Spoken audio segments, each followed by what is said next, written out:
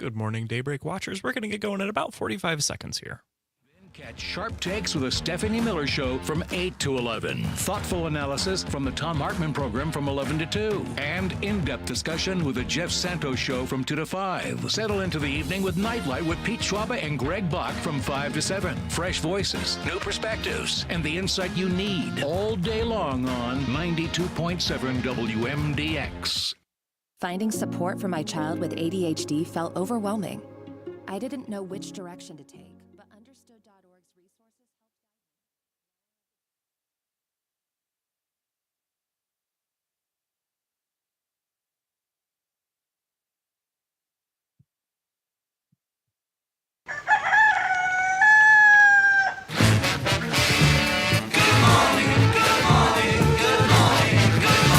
Good morning! Morning! Good morning! Good morning. Good morning. We've talked the whole night through. Good morning. Good morning to you. This is where Wisconsin wakes up. It's Daybreak with Brian Noonan and Jamie Martinson. Here are your hosts, Brian and Jamie. Good morning. Thank you so much for joining us today on the Civic Media Network. It is 6 minutes after 6. I am Jamie Martinson.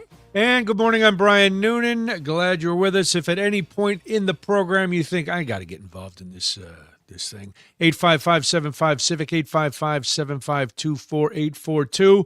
Everybody survived another night of crazy storms. Reports are, and Jamie, were you hit with any tennis ball size hail? That was what was dropping in Madison all last night. Golf ball size, then tennis ball size in other parts of the state. Craziness. It was very crazy. And it was a really weird day yesterday, right? Because we'd have rain on and off, and then it would just stop. The sun would come out for a little bit. Mm-hmm. Then the clouds would roll back in, and then they'd kind of part for a little bit. So you'd get a little bit more sun, and then all of a sudden it would start sprinkling on you. And then all of a sudden it was just storms across Madison. And we had golf ball size hail at our house. Very strong winds. It did a really weird thing, though, where the severe thunderstorm warning was issued. Right. Almost immediately after that, there was a tornado warning that was issued. And then it was like a little bit like an eye of a hurricane, where it just got quiet for a few minutes, and then all of a sudden it revved right back up. It was a very, very strange day. Parker, is that on your side of, because you and I are relatively on the same side of town. Yeah, I don't think we got any hail on our side here. But I did notice too, like kind of the eye of the hurricane thing. It was very weird. It was almost like green outside. Yeah. That's always, weird. That's once hail. the sky turns that color, it's like, uh-oh. This is serious. But your whip didn't get damaged by hail? Parker, that's good news. I was very worried this morning when I walked out because I'm going to be honest, I was in the basement the whole time just watching the Brewers, and then I came out this morning and went, oh, please don't be shattered. Please don't be shattered. And we're good. We're good. Yeah, we haven't looked at our two vehicles that sat outside because they were in the front and it rained. Because it continued to rain pretty much most of the evening, relatively hard. It wasn't a light shower by any means. So hopefully that doesn't mean that people are flooding this morning, because there has been a lot of rain, as was expected with this particular system. So hopefully basements are dry. Nobody's having any issues that way. Well, up near Portage in Columbia County, the sheriff is saying that the Wisconsin River is expected to reach flood stage by tomorrow. Today, there are more thunderstorms possible from mid-afternoon into tonight. Damaging winds, hail up to an inch, and lightning is expected, and additional heavy rain will continue the flood risk. So not out of the woods yet. Yesterday was the second day in a row that Madison was under that stage 3 warning, which is not good. Now, Parker, I saw some footage from the Brewers game. Did they ever stop it? Because I know the tornado warning came basically right over the top of AmFam. It was like, I was watching the maps and I'm like, hey, that's kind of a direct path right over the field right to downtown Milwaukee. That doesn't look good at all. For the first time, I think that I can remember, they played the video of like, if there's a tornado, this is how you seek shelter. But they did it before the game. But they didn't stop the game? They didn't stop the game at all. I think the warning was probably like right at the start. And they were just like, meh. Let's see what happens. Yeah. Not that many people came. I haven't looked. Did they win? No. Oh, my gosh. They gave up 3 runs in the 9th inning. Probably should have called the and game. then 3 runs in the 10th inning to lose. Oh, it was such a Yikes. promising start to the season. Yeah. Somebody said to me yesterday, they were like, God, they've lost 6 games in a row, but it feels like a lot more than that. And I'm like, well, that's a third of our season so far, so it feels like we've lost a third of our games so far in a row. Yeah. Oh, that's brutal. Yeah. Not There you good. go. Brian's just smiling because he's like, I'm a White Sox fan. No, yeah, but I have no. Welcome I to the was pain. I was yawning actually. I take no joy in a Brewers loss. If they lost to the Cubs, I'd have been miserable. But now I'm happy. I listen. Both teams are struggling. So They are struggling. There's no joy in Mudville today, and literally everywhere across Wisconsin is Mudville. Oh, It it's disgusting outside right now. And here's the thing too: when you go outside in the morning, right? It feels very reminiscent of something you would feel in late June, early July, because it's already very warm. It's already very humid this morning. Even when you're sitting in your car, you get that condensation inside just Which is the because worst. because it's so warm already outside. So this feels, I don't know, to me, somebody who's been, immersed in the weather world for a long time, not necessarily by choice, but because of who I married, this feels very early to me that we would already be having this type of weather. Well, that last night, as I was listening to some of the weather folks spewing on about dew points, which I still don't quite get, but I know they were in the 60s. And he was like, yeah, this is usually like July, August kind of dew points. And I was like, oh, yeah, it's April. Well, and I found out yesterday, this was good news because it got so humid yesterday, found out my air conditioner in the car doesn't work. So that was nice. It was working at the end of the season because it was fine. I fired it up yesterday because I was like, man, it was one of those days where it was warm, but it was too sticky to drive with the windows down. It was just like, eh. Well, they ended up driving with the windows down because it was much better than hot air blowing on me. So in your world, because you're obviously in Illinois, have you guys had this type of weather that we're having in Wisconsin? Yeah, we had a rough night last night too. A lot of severe thunderstorms, lightning. As you get a little farther north, up near the state, at the state line was where things were really, really crazy. But it did dip down into the city, and one of the dogs had to be sedated again. And she, poor girl. As I woke up this morning, I found her. She had dragged her pillow out of the one room, but was not laying on it. Was laying on the floor next to her pillow, and just looked like she finally passed out of fear. I was like, all right, come on, you. I feel sorry for her, but that's like a scene out of your college days, right? Where you can't actually make it to where you want to be, and this is where you just end up.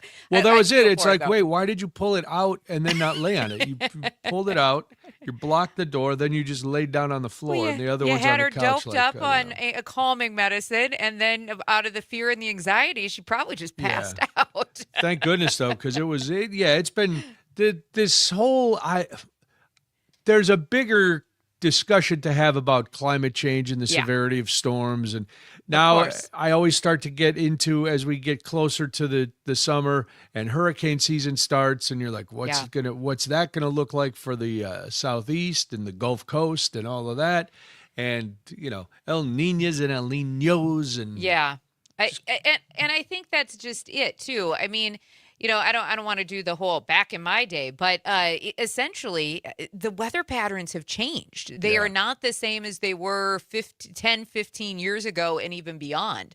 And, when you're talking about the potential for even tornado alley shifting, tornado season extending further into the year, and then also starting earlier in the year, these aren't things that just happen because, right? Like weather patterns aren't going to change that drastically just because there's something that's obviously changing them and affecting them to this degree.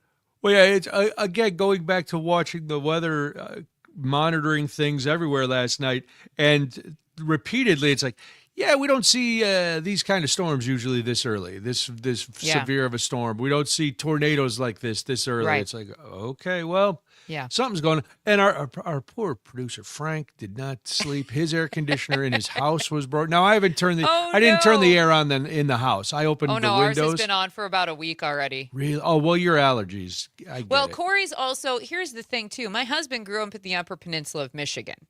So he does not deal with warm weather well at all.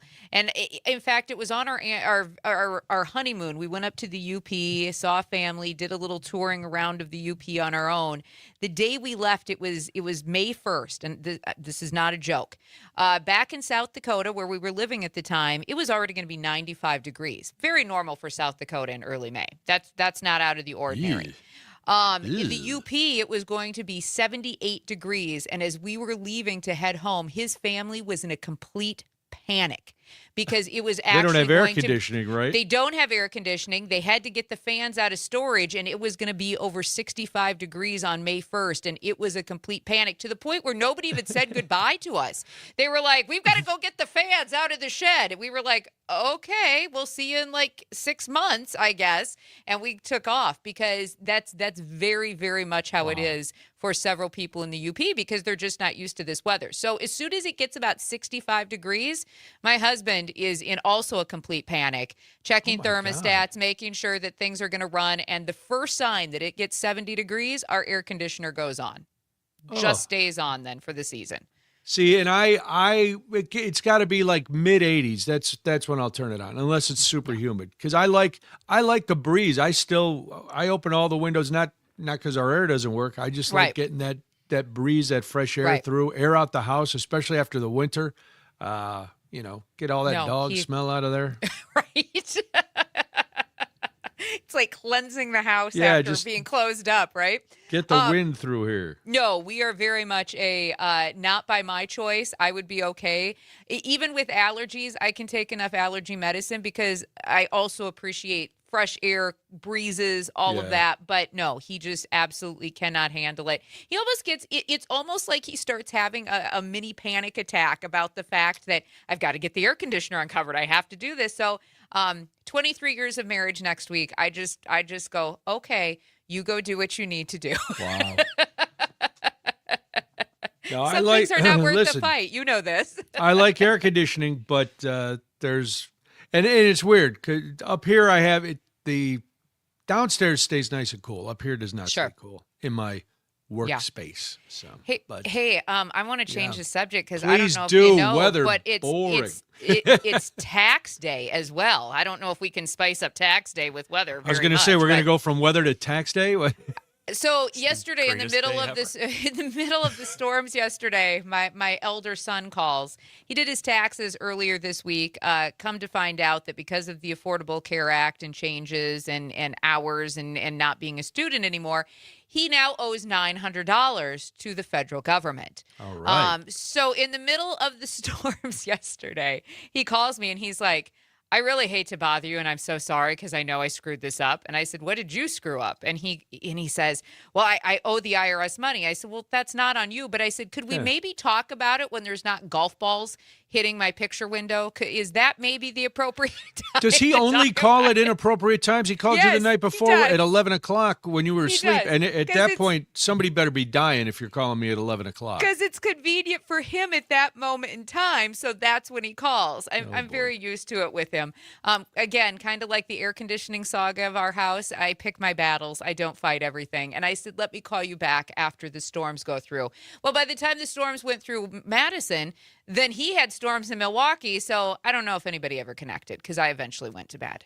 Well, listen, just pay the money. There's nothing you can do. Mom and Dad will help with the money. Sometimes always, you just right? owe, or just file today anyway, and then they'll work out a payment plan with you. We're going to talk more about taxes and delays or lack thereof here in Wisconsin a little later on. In fact, later at 6:50 this morning, we are going to be joined by David Casey, the Secretary of Wisconsin Department of Revenue, to let you know everything you need to know about tax day today.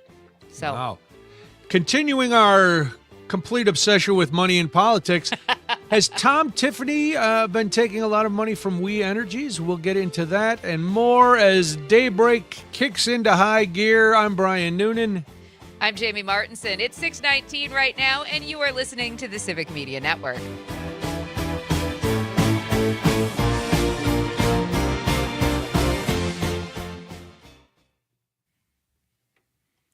All right. Weather and taxes. Hey, that's the big stories of the day. It is. Somehow we've managed to find Those are the big stories. 2 things that affect everyone, regardless. Right? And the 2 most exciting topics. Here's the thing that sucks about weather, though. It actually affects everybody. Yeah. Yeah. Love it or hate it. I know people don't want to say that, but it literally affects everybody. Oh, Tom from Hartford. Tom is on the roll today. He is. Thank you, Tom, for all the texts. I got to get my notes here all gathered.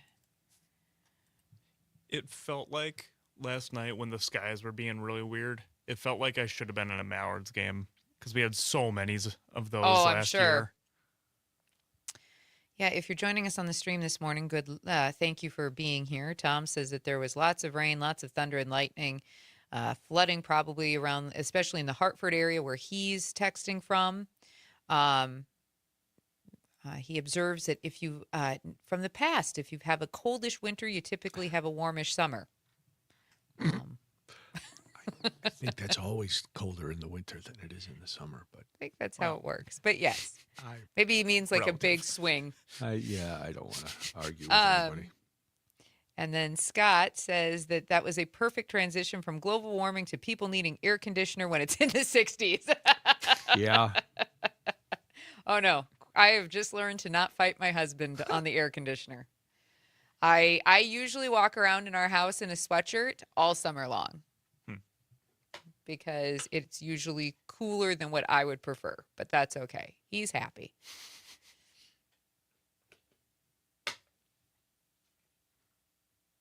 We're not really one of those couples who battles over the thermostat much. He pretty much sets it, and I just dress appropriately. It's all about the TV remote in the Martinson household. 10 seconds till we're back.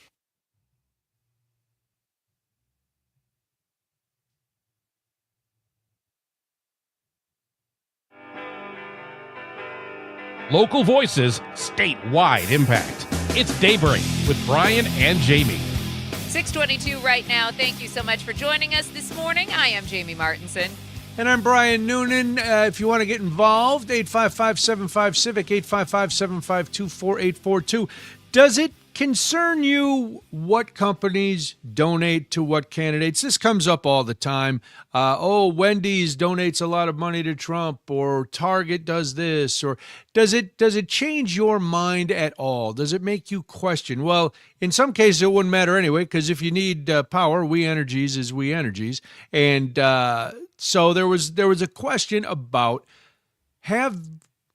has Tom Tiffany been accepting a lot of money from We Energies? And so the Milwaukee Journal-Sentinel and Wisconsin Watch got together and they did a little investigation, and they came up, the short answer is yes. Tom Tiffany has received about $11,500 from the Political Action Committee linked to We Energies. Now, we were talking about this yesterday when former candidate for Supreme Court, Schimmel, said, yeah, I don't think these are good rules. I don't think they should be able to just put money into the party committee and have that money passed out. And now this is a PAC. It's a little bit different, but there's still all this money. And again, it comes up. So state and federal records show the WEC Energy Group PAC shares an address with WEC Energy Group, which houses We Energy, the state's largest utility provider. Boy, this sounds like something that you would see in a movie like Deep Throat, where they're following. All right, we've got the Shell Corporation. We've got this. We've got this. So Tom Tiffany they've made 4 donations to him totaling $2,000, which in the whole scheme of things is nothing. It's nothing. So they did that in 2010, 2012, 2016, 2019, when he was a state lawmaker. I don't know. Does this bother you at all, Jamie, or is it just this is business as usual? And it's not. There's records of it. Nobody was trying to hide it. it just came out. Well, and to be clear, this PAC also contributes to Democrats as Yes. well. In fact, it's given 6 donations totaling $136,000 to Governor Tony Evers. What I think bothers me more about this than anything is this is lobbying, right? Not uncommon, is. not illegal, but it's how PAC money essentially works. And right now, We Energies, they are not the ones building any of the data centers in the state of Wisconsin. However, they are the company that is those data centers are going to need a ton of power. Who do you think is going to give that power and be part of that infrastructure? Well, I'm guessing it's not gerbils on a wheel. No, it's not in this particular case. It happens to be We Energies, along with other electric companies. We Energies happens to be one of the bigger ones, though. So I think we shouldn't and we can't question the legality of it. And we probably, I don't want to pick on Tom Tiffany too much, simply because the Democrats also benefit from this. But I think having a bigger conversation about what that lobbying money does and what it means and how it basically continues to shape our politics, because this PAC money is essentially being given to both parties because these companies need some sort of favor down the road, right? That's how this works. And I think that's the bigger question that people should be asking. Are we okay with this type of lobbying taking effect, especially when it's something maybe like the data centers that are contributing to higher energy prices, again, which your money goes to We Energies for, right? Well, correct. And I think the focus is on Tiffany now because the Democrats don't have one candidate They yet. don't have a so it's like, yet. okay, once we get the final battle from after August, we get the final candidates. Yep. Then it's like, okay, who's been benefiting more from these lobbying groups, from these PACs, and what do those PACs stand to gain? Then you're going to see, I hope at least, you're going to see these kind of findings for both sides. Right. You know. Yeah. I'm always searching for a bigger word than the easy word. I just go with the easy word. I like to use words that impress, and then I forget them. So it's early yes. in the morning, Brian. It's early in the It morning. is, but Go it's with still. what the brain wants. Go with that. Anyway, they're going to show us what these people are getting, and then we're going to move on from there. But I think the political influence is what voters need to be most concerned about because, and let's be realistic, any politician that is receiving PAC money is going to make decisions, even if they're also considering people. They're also going to make decisions that benefit that PAC money, right? Because that's how they're running their campaigns at this particular point. It's a little quid pro quo, as we like to say. Yes. And by we, I mean nobody. And I did want to go back to a point you made and also say that you mentioned Brad Schimmel and the fact that this weekend he was talking about that law that, where money shouldn't be trickling into these campaigns. I just want to remind everybody once again, because it's important to remember that was actually a law passed by Scott Walker, former governor. So I just want to make sure we're all on the same page. And as Brad to how we Schimmel got also said, well, I used it because it's the law, Right. of course, but I didn't, I don't think it's fair now because it's working against us. You got it to compete.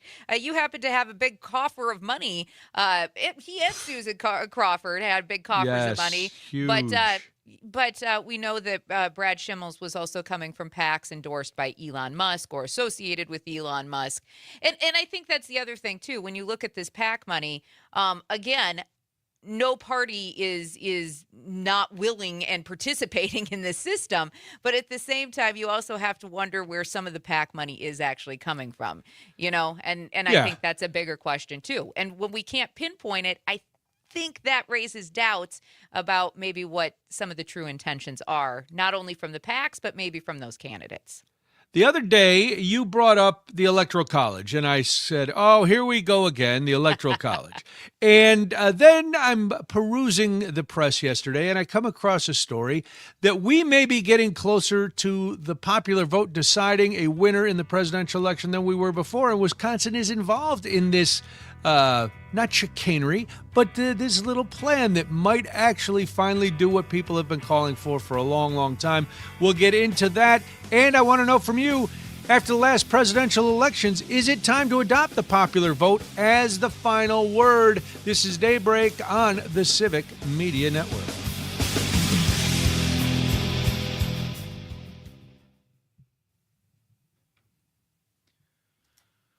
Oh, popular vote. What an idea. Majority rule. But what about Montana? Well, and that's just it. I mean, the way that the Electoral College was, and the reason was so that it didn't alienate Yeah. the rural voters, Yes, right? and it made sense. But it also doesn't help the more populous states when you've got Right. the same amount of representation from, Yes. California as you do from Wyoming. And that's no shade on Wyoming. I'd like Right. to live where there are less people too, but then I got to figure out. I probably have a smaller voice. Tom in Hartford asking, Yes, have Tom. we interviewed Cal DeRoy's? Yes, we sure have. She was on, was it just last week? I believe Last it was week. My last weeks, week. my Yes. weeks blurred One together. of those. So Yes, you go to civicmedia.us, Tom, and yes, you can. she was. You can even check us out on Spotify now. That's right. Yes. And Tom, I don't know if you're on the live stream. I'm going to text you right now about it. Nice. Real time interaction. Who would have thunk it? It's neat how that works. Tom always has questions. And I was told yesterday, quit asking questions. So I was pondering a lot of I don't things. even know. Oh, okay. I was pondering a lot of things, and finally, at one point, I was like, Jacqueline said, "Quit asking questions." I said, "Okay." I said, "Will do."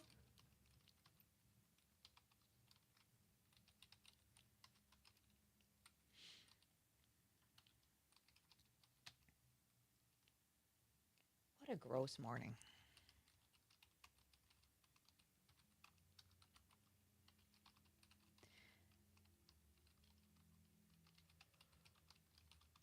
I forgot it was garbage day today.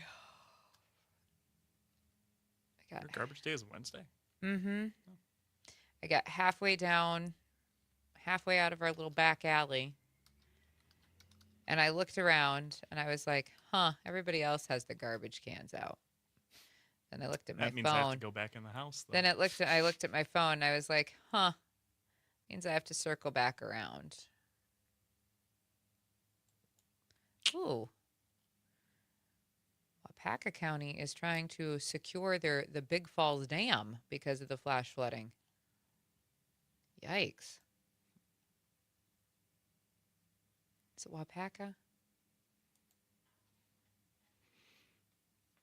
Are you asking if that's what it says or if that's how it's pronounced? Is that how it's pronounced? Wapaka. Wapaka. Yeah. Okay. I saw, I don't remember what this was from, but I saw a road sign the other day, or I don't know if it was an actual road sign. It might have just been a graphic. It was probably just a graphic, actually, come to think of it, of a bunch of different Wisconsin town names. Mm-hmm. And it's spelled Wauwatosa, Wauwatosa. Interesting. It's like, that's not right. And people do that with Oshkosh, too, or make Oshkosh into two words. I don't know what y'all are doing. Oshkosh?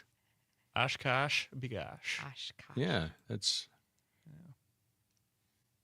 I don't know why people would need two words for that. I People are neat. yeah. I don't know why people. Yeah. I don't know why people. I'll just leave it at that. People are neat. That's how every time I need to just Yeah. leave it at that, that's what I say. And then I move on. I feel like that's probably safer than it's about What to you come out of wanna my say? mouth. Yeah. So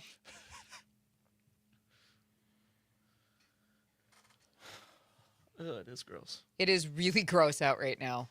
Like the windows here are even dewy and wet, and that's not just rain. No. It's gross.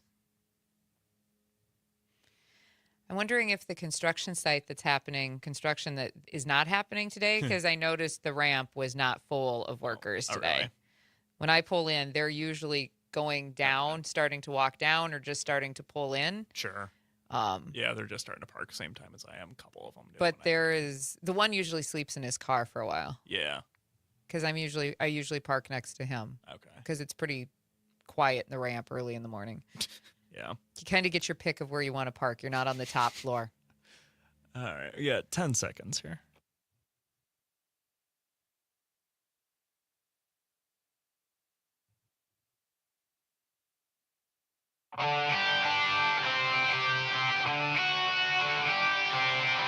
Want to join in on the conversation? Call or text 855-75-CIVIC. Now back to Brian and Jamie. 6:35 right now. Thank you so much for joining us this morning. Hopefully you are dry. Hopefully the storms have been kind to your area. But if you're in Madison listening on WMDX, Appleton or Oshkosh listening on WISS, Wausau on WXCO, or in Eau Claire on 93.5 The Tap, we're glad that you decided to join us this morning. My name is Jamie Martinson. And I'm Brian Noonan, and just stay, as Jamie likes to say, weather aware today. We're not out of the woods yet. More storms coming in this afternoon into this evening. Possibility of them being severe again. So just keep an eye to the sky and keep listening to the radio, and we'll tell you what's happening.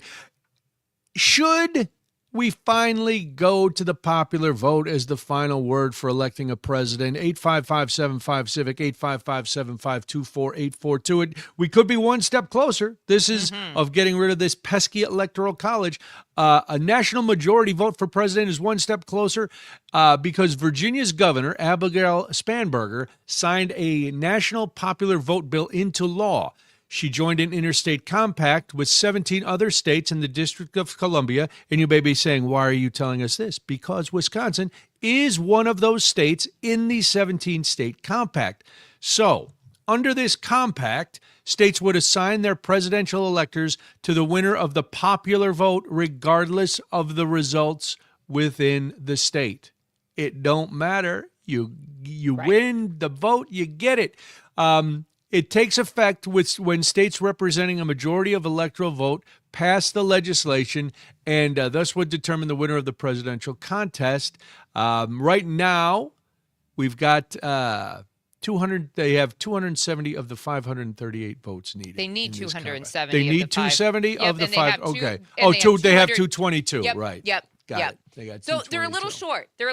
But I think one more state. This is promising. It's promising.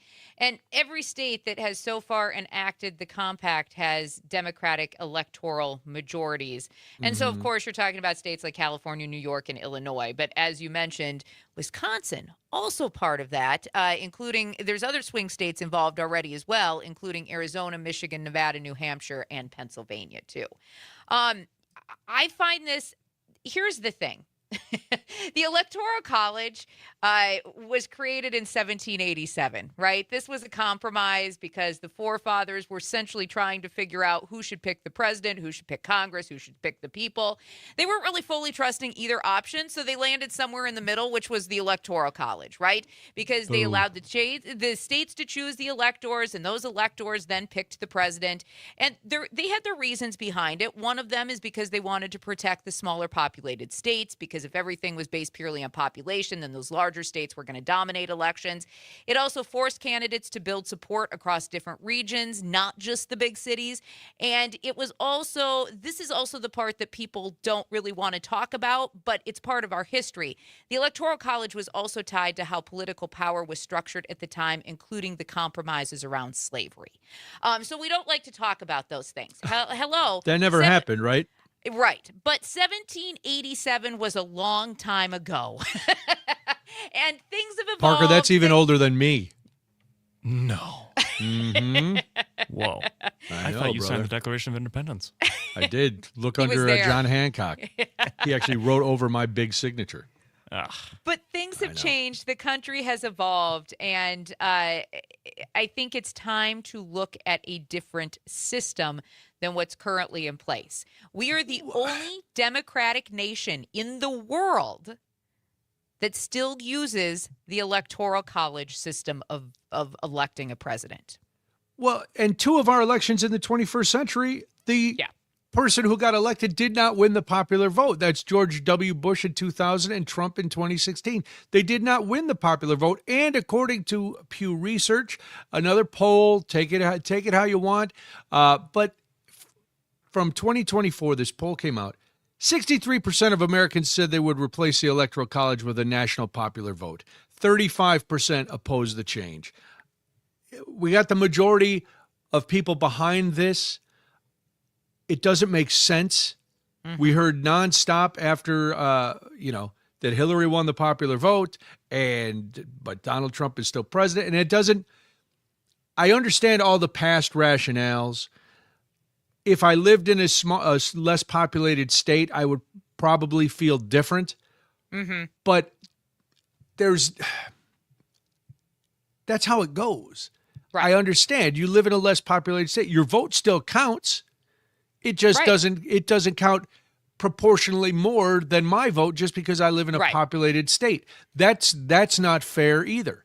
No. If this many people voted for one person, and it's simple. It goes back to grade school. It goes back. You get enough votes, you win. That's how it's supposed to be.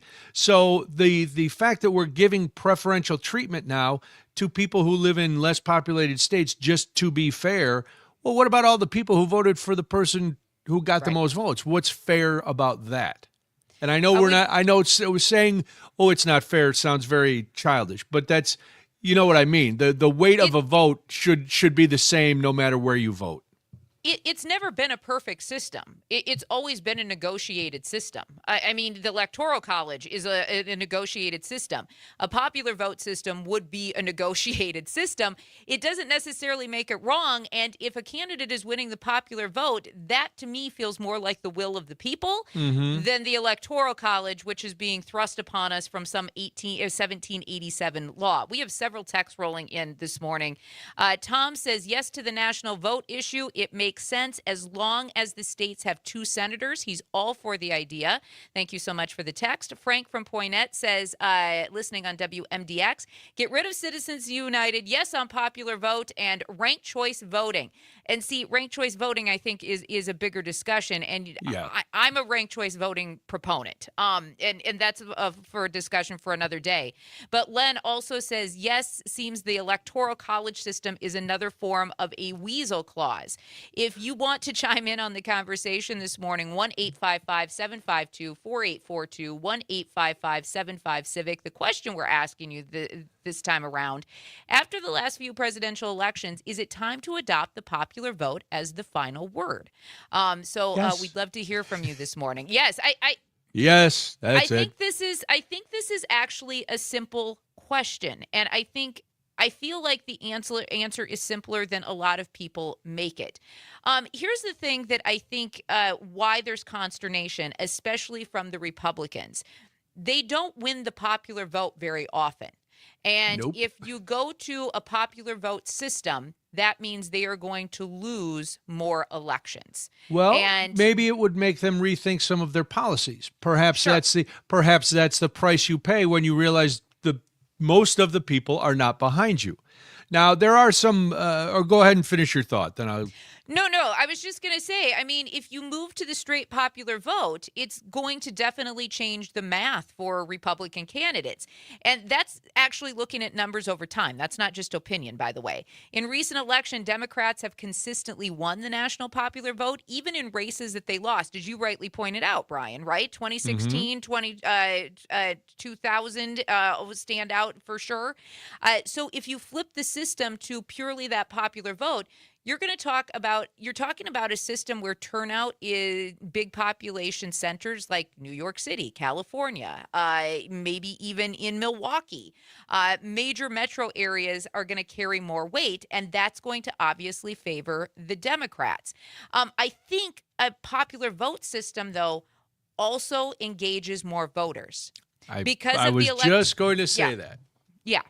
And I think the electoral vote system alienates people because you know that if you're in a very rural area and maybe you're a blip in your rural area, right, voting for a candidate that not everybody in your area supports, it's probably not going to matter. And I think that dissuades a lot of people from actually getting to the polls and casting a vote. Yeah, I agree. I think that's going to get everybody's vote then feels a lot weightier. It's like this is actually going to work. And I go back to Tom had texted in about 2 senators from each state. Again, I don't know if that's the best way for representation either. I would love to live in a state with very small population, but I also know, look at the size of Wisconsin and the population of Wisconsin. Now, granted, there's a lot of rural areas where there's a smaller population, but Wisconsin has a lot of people. Then you go to Wyoming. Wyoming doesn't have that many people. Right.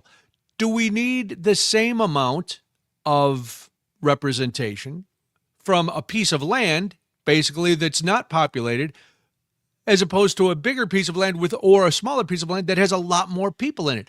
I think 2 is the minimum, but then yes, it would grow the size of the Congress, and it would make bipartisanship probably. I don't even know if it would make it more difficult. Probably not. It'd just be more people screaming and yelling, a lot more strongly worded letters being fired off. But I don't know if everything can't always be equal and shouldn't always be equal when it comes to representation. Not when it comes to rights and things like that. Before everybody if you're using ranked choice voting, it would be more equal. It would be more fair. Just want to point that out. Okay, fair enough. But at the same time, I agree with you, because I think in a state like Wisconsin, too, not all areas are created equal, right? You have some hubs that are very progressive, very blue voting, very liberal. You have other hubs of this state that are very right-leaning voters. It's very conservative. So the politics doesn't play from one corner of the state to the other. And I think people are entitled to having fair representation based on their values and their views. And then, of course, I understand that there's also population that goes into it. I grew up in South Dakota, right? There's nobody there. There's nobody there. No, There's kidding. absolutely nobody there. And you have one senator representing the entire state. And what's interesting about that is you have 2 polar opposite things happening in South Dakota. It's bookended by more liberal cities on both ends, where all your population is. Everything else in the middle is very small, rural, or farmland. So it's not a fair representation when you look at it like that. Well, look, there's a lot of issues going on here, but I do like. I'm gonna, and they're all worth talking about, and they're all worth considering. I am a fan of the popular vote. I think that's just. Then there's no debate. Well, there'll still be debate about all the votes not being counted and mail-in vote and all the usual garbage that goes along with somebody who loses. But it's much easier, and it also, you know what? It's also going to stop the predictions coming out 2 minutes after the polls close on the East Coast, people declaring winners when people are still voting in most of the country, because we can see, we're at this number. And, maybe the whiteboard will have to change, because now instead of we're not just doing states, we're doing actual numbers. Right. And it might take another day or 2 to get the results. And you know what? That's okay. The president doesn't get sworn in the day after the election, so we got time. If it takes a week, who cares? That's another thing about the European system, on my soapbox for a minute, that I appreciate. Why do Maybe you ought to just move to Europe then. Why do we have such a long transition of power? Literally, in other countries, they use the popular vote. They have a dedicated day for voting, and within a week, that person is then in office. Yeah, but how are you going to give out all your pardons and do untold damage in your last 2 months in office? Yeah, I don't know. Apparently, I'm thinking too far ahead. I didn't think far enough. Thinking. Did you think far enough to file your taxes? Because it is tax day, and David Casey, the Secretary of the Department of Revenue here in Wisconsin, joins us. After this, it's Daybreak. I'm Brian Noonan. I'm Jamie Martinson. It is 6:48 on the Civic Media Network.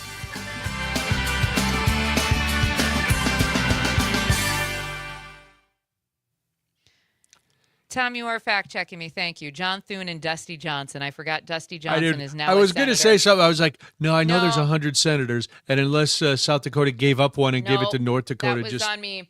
I forgot about Dusty. I forgot about Dusty Johnson. Why he's got such a cool name?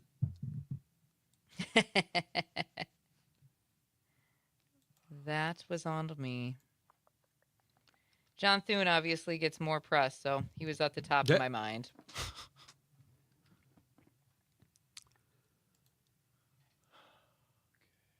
Save that image.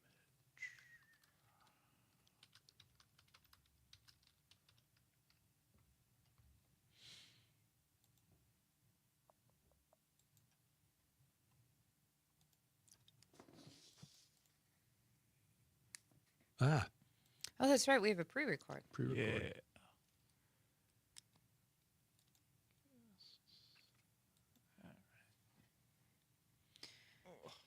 Let's see. Scott from MDX. That's a good comment.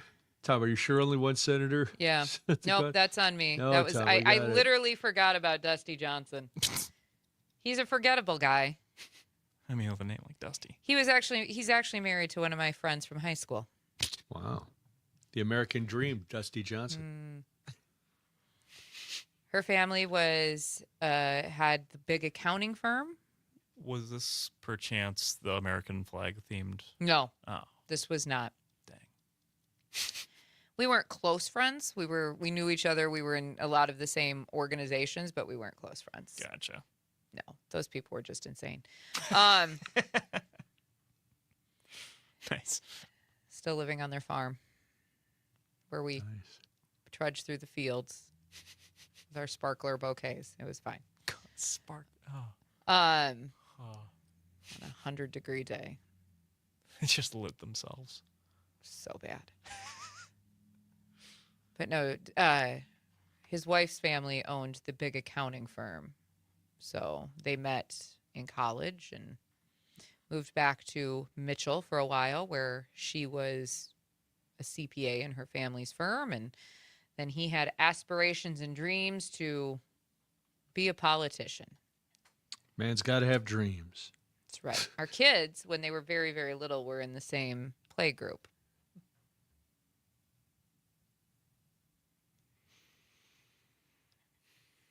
She never wanted to be there. In South Dakota? Yeah, she Or just the didn't want to play be at the play group. It was always pretty obvious. Who does, though? It's always one of those things. You could always tell the person who'd rather be anywhere else than where they're at. That was usually her. All right. We got 15 seconds here.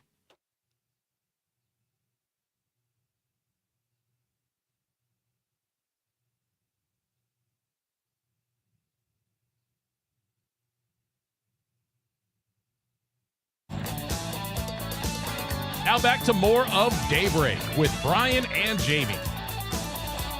Thank you so much for joining us this morning. We always appreciate it. Hopefully you are having a great Wednesday on the Civic Media Network. My name is Jamie Martinson. And good morning, I'm Brian Noonan. Well, the saying goes that the only things certain in life are death and taxes. And if you're listening today, you escaped the first. But since today is April 15th, you cannot escape the second. Yes, today is tax day. To answer some questions about your taxes, we're joined by David Casey, Secretary of the Wisconsin Department of Revenue. Mr. Casey has nearly 30 years of professional experience working with state tax agencies to help improve taxpayer service and compliance. He was appointed Secretary of the Wisconsin Department of Revenue by Governor Evers in April 24. He had been the Deputy Secretary of the DOR from 2019 to 2022. David, thank you for being here this morning. We appreciate your time and your expertise. So the big question that I'm hearing from a lot of people, and I just read a piece about it in Forbes, they're saying hundreds of thousands of taxpayers are seeing delays tied to how the IRS is handling refunds this year. So what's causing these new delays? Well, it seems, well, first of all, thank you for having me today. An exciting day for the Department of Revenue. We're on track this year. We've processed about 2.4 million tax returns so far this year, and we are expecting another 500,000 or so to come in today alone to hit our target of about 3.1 million or more. So we're on schedule. We haven't had any delays on our end. The IRS, I do work on an IRS committee and work with them. They did have cuts of about 25% of their staff. So we've heard some delays, but it's not impacting our state tax processing as of yet. It's good news. So what is the difference this year in what the IRS is doing versus previous years that are creating some of these delays for others, not in Wisconsin, as you so rightly point out? Well, some of theirs is just around their staff. So with their staff cuts, they've had some issues with their customer service availability to help people. Their call wait times are about 2 hours. I'll tell you, the Wisconsin Department of Revenue average wait time is about 2 minutes right now. So when we're staffed properly and with the right technology, we can provide the results that taxpayers expect. Right now, the IRS is just struggling with some of the cuts they've had and some of the delays in the technology improvements. Now, what is the biggest mistake, David, that you see Wisconsin taxpayers making when it comes to paying their state income tax? Well, first of all, the biggest mistake, and it's not really a mistake, is filing by paper. Right now, we have 97% of our taxpayers are filing electronically. That means 3% will file by paper. About a day and a half to process our electronic tax forms. If it's by paper, it can take up to a week or two to process. Wow. So while a mistake, it just delays it, delays getting your refund. We are talking with David Casey. He is the Secretary of Wisconsin's Department of Revenue. So when we're talking about some of these mistakes and some of these delays, and some people who are counting on these refunds each and every year, what kind of impacts do we see when the IRS at the federal level is experiencing some of these setbacks? Well, sometimes it can be a delay in some of the data getting to us, but right now we're not seeing that. One of the things to avoid making mistakes, I would suggest, is that you have all your documentation put together and use the electronic filing methods that are available. So for documentation, you should have all your Social Security numbers and information. You should have your income documents, your W-2s, your 1099s, your deduction records, so any credits that you're taking. And make sure that you have your bank information, so your routing number and your account. If you have all of that, everything should go through smoothly. It's when some of that's not provided in a timely manner that causes delays, both on the federal side and on the state side. David, I know on the federal level, I can go to irs.gov and I can track my refund. Is there a resource like that for my Wisconsin refund? Absolutely. If you go to revenue.wi.gov, right on our front page is a refund lookup and refund check. So you can just hit the link there, and I believe you'll type in what the refund amount you're expecting and some other identifying information, and you can check on the status.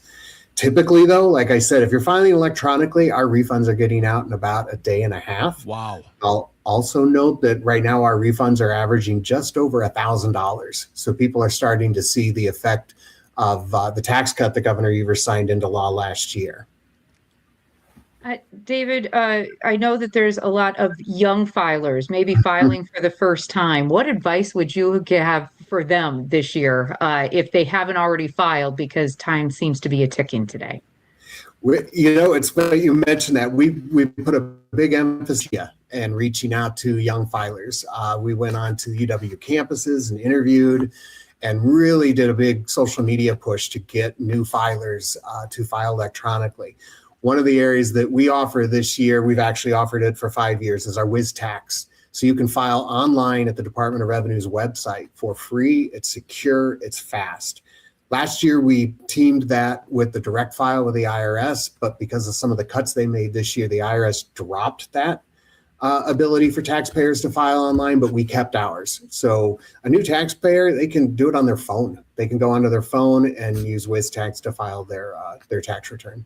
Perfect. And before we let you go, David Casey's our guest. He's the Secretary of the Wisconsin Department of Revenue. There are people who today are like, I owe both the state, I owe the feds, I don't have the money. What do I do? Maybe I'll just skip filing and file later when I have some money. Not a good move, correct?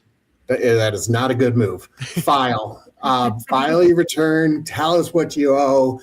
We can arrange payment agreements. Both the state of Wisconsin can and the IRS can. So it's important that you file. If you don't file, there are associated penalties with filing late, and then you accrue penalties and interest. So do the right step, file as soon as you can, get that done today, and then we can work out payment arrangements if you need after that.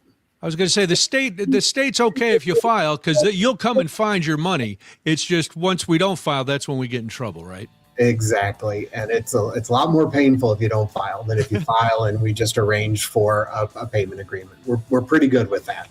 Well, happy tax day, David. I know this is a big day for you at the Department of Revenue. David Casey is Secretary for the Wisconsin Department of Revenue. Thanks for your time and your expertise today, David. We appreciate it. Thank you. My pleasure. All right, it is tax day. Get your filing in. You have till midnight. So get it done, even if you owe money and you don't have it. You'll be fine.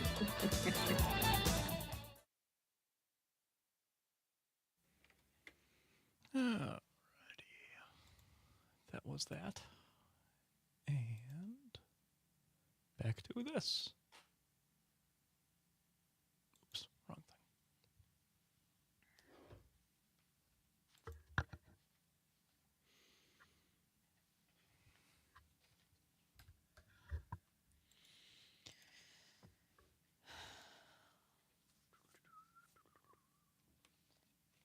Everything you need to know about tax day and more.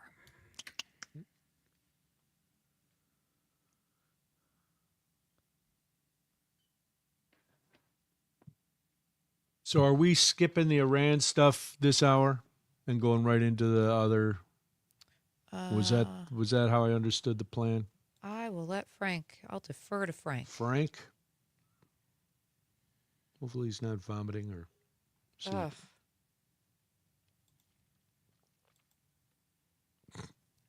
I didn't think it was down that bad, was he?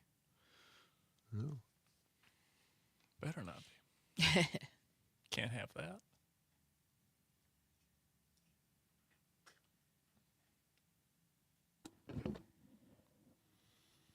Caught me right. Cup of coffee. You're lucky I heard it. Yeah, I would go straight into, like I laid out, into shit you need to know. All right. And then go right into the other story. All right, then. Did everybody file their taxes? What are you, a cop? Frank. No, I'm just a concerned producer looking out for your well-being. Yeah, but just Day in and day out. think of the fun when I go to white-collar prison doing shows from there. Oh. Actually, funny you say that. There is somebody that we work. No, this is a true story. There is somebody that ran a brokerage show when I worked in Toledo, and he was a financial advisor guy. So he paid for his airtime, did a show every day. Usually they just pay for weekends. This guy wanted to be on every day after the afternoon drive. Jeez. He was an older guy. I think he wanted it as a hobby, but we'd have to hear his extremely conservative takes on money and all this stuff, and very Dave Ramsey-ish. And then I was sitting at my desk last year, and my phone started blowing up with a bunch of people I used to work with. And the first thing that was sent was an article that he is going to trial for basically stealing money from all of there are conservative Tony, there are a lot of conservatives in the great state of Ohio. Yeah, I'll have to send the article, but we were all cracking up. They're like, oh my God, Christmas came early. Wow. I knew there was something off about this guy. Never trusted. He is the only person that was charged that didn't take the plea deal. Wow. Holy bucket. That didn't work out for him. Everybody else pled guilty. Decade-long Ponzi scheme. His wife included. Oops. Wow. That's fun. He is facing 24 felonies. If he gets a few more, he could be president. Yeah. Hey-o, where's the rim shot?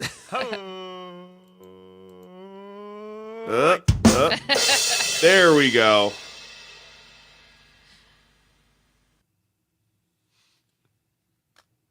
I'm trying to see. Oh, yeah. The total over the years was $72 million. Whoa. Oh, my gosh. So imagine getting lectured every day about financials while you're making minimum wage being a board op in Toledo, Ohio. Yeah, it looks from like a guy that's... Didn't work in his favor, though. It didn't. You can always hang your hat on that. I can. That makes me happy. Well, there you go. Toledo's blue, Tony, but there's definitely conservatives. Toledo's a weird place. It's Allison, my wife, we both worked at the radio station there. We always said it has a bite to it. And I don't know how to explain that to somebody who's never been there or lived in the area. Is it just like it's blue, but the red is very loud? Is that kind of how That's it is? a great way to put it, Parker. Okay, yeah. That is a great way to put it. That's Because kinda the how I red think of faction... Well, they feel unheard of and unseen. Yeah. Tony, I'm joking. Tony, where in Northwest Ohio? I'm curious now. Lynn from Golden Valley says, old people warning. Amazon is dropping support of Kindle reader devices made in 2012 or older. I've had one from 2010, so no more ability to link or download. All right, we got 10 seconds here. That's actually really interesting. That sucks.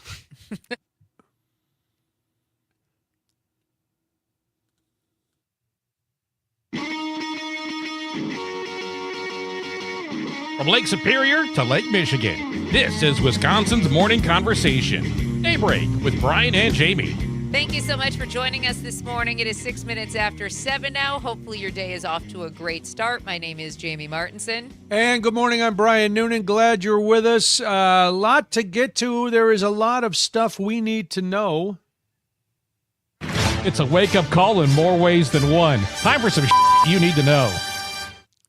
All right. I feel like we woke Parker up. Yes. Un poco. Un poco. Former Attorney General Pam Bondi could be charged with contempt of Congress after failing to appear for a scheduled deposition for her testimony in a long-running investigation into the federal government's handling of the Jeffrey Epstein investigation. Bondi was issued a bipartisan subpoena for her testimony to the House Oversight Committee while she was serving as Attorney General. She was scheduled to appear yesterday, but, she got fired last week, and the Justice Department says the subpoena no longer applies. Contempt of Congress is a misdemeanor punishable by up to a year in jail and fines up to $100,000. Are we ever going to quit hearing about her? Nope. Not Okay. until she finally All right. testifies. I just wanted to check. To She'd see be what her out. timeline was. She would immediately leave the headlines if she went in and testified, and then we'd have no further use for this witness, Your Honor. It worked for Bill and Hillary Clinton. We haven't heard That's right. anything more about their links. Nope. In other headlines this morning, stuff you need to know. GOP State Representative Scott Allen announced yesterday he won't seek re-election after losing a bid for Waukesha mayor last week. Allen, who was first elected in 2014, is the 10th member of the assembly to retire or decide to run for another office. Allen said in a statement that he's taking a sabbatical from elected office. The 60-year-old also served as Waukesha alderman from 1998 until 2001. Not only did we see Allen step down yesterday, but Senator Jesse James also decided to not run for re-election. He is now the 5th state Senate member to say that he won't be running for re-election. A lot of Republicans suddenly want to be with their family and start a new chapter of their lives, which leads us to a bigger story, which is why we're moving through the first two so quickly. This is a story that hits close to Jamie's heart. She loves to talk about gerrymandering. She loves to talk about maps. And yesterday, the Republicans in the state legislature said they are leaving the door open, quote, to continue meaningful dialogue with Governor Tony Evers on his call to ban partisan gerrymandering in Wisconsin. But then the governor was like, hey, you can leave the door open, but there's no room for negotiation anyway, because we need to pass this constitutional amendment that I proposed earlier this year, I being the governor. He said, quote, there's nothing to negotiate because there's no room for compromise when it comes to making sure Wisconsinites' voices matter and their votes count. So, Jamie, is there any hope? Why even bother? What is this, all theatrics? Yes. Well, it's always theatrics with this GOP, right? I Right, mean, and that's just it. We could draw a timeline and figure out why this is happening. You just read about two. You just talked about two reasons. I mean, and let's be clear. I think when you look at what happened in Tuesday's election, right? First and foremost, when Governor Evers signed this executive order, when he made the proclamation that he wanted this to happen in his state of the state, I think if you were watching from the outside, you always knew that this special legislative session was a stretch and that there was a pretty good chance it wasn't going to happen based on the previous actions of Speaker Voss gaveling in, gaveling out, saying, sure, we'll come to the table. I think there was always a little hope, though, that maybe even the Republicans could understand where the numbers were, what the maps had done to voters. But then, of course, you lose hope pretty quickly because then you actually get everybody assembled. The Republicans don't show up. Now, I am hearing, and we're going to actually be joined by Brittany Carloni. She's the state government and politics reporter at Wisconsin Watch. She's going to join us at 8:30 this morning to break this down a little bit more and give us the bird's eye view of what's happening at the Capitol. Because I'm also hearing that they are supposed to try to convene another session Thursday of this week because the discussions are going to happen that quickly. I'm not really sure. Well, they're wasting no time after that shellacking they got the other day. I mean, and I think that's just it. The writing is on the wall, I think, especially when you look at what's happening on the national level. You're right. They did get a shellacking. That was a 20-point win for Judge Chris Taylor over the conservative judge Maria Lazar. Mm-hmm. And you are seeing what's happening in the national polling. You are seeing the unpopularity of things like tariffs and how that's affecting people's checkbooks at home. You're seeing the effects of polling regarding the Iran war. You're seeing the effects of healthcare, people losing benefits. And the very top of the party, President Trump, is the most unpopular president at this stage of a presidency that we've ever seen. That doesn't really spell success. Right, and the numbers bear this out. That is, while I agree with your statement, it is not just your opinion. No, it is not. The numbers are proving that out. We've talked about this before. We've talked about it more on a national level than a state level, where if you can't win straight up, you always try to game the system.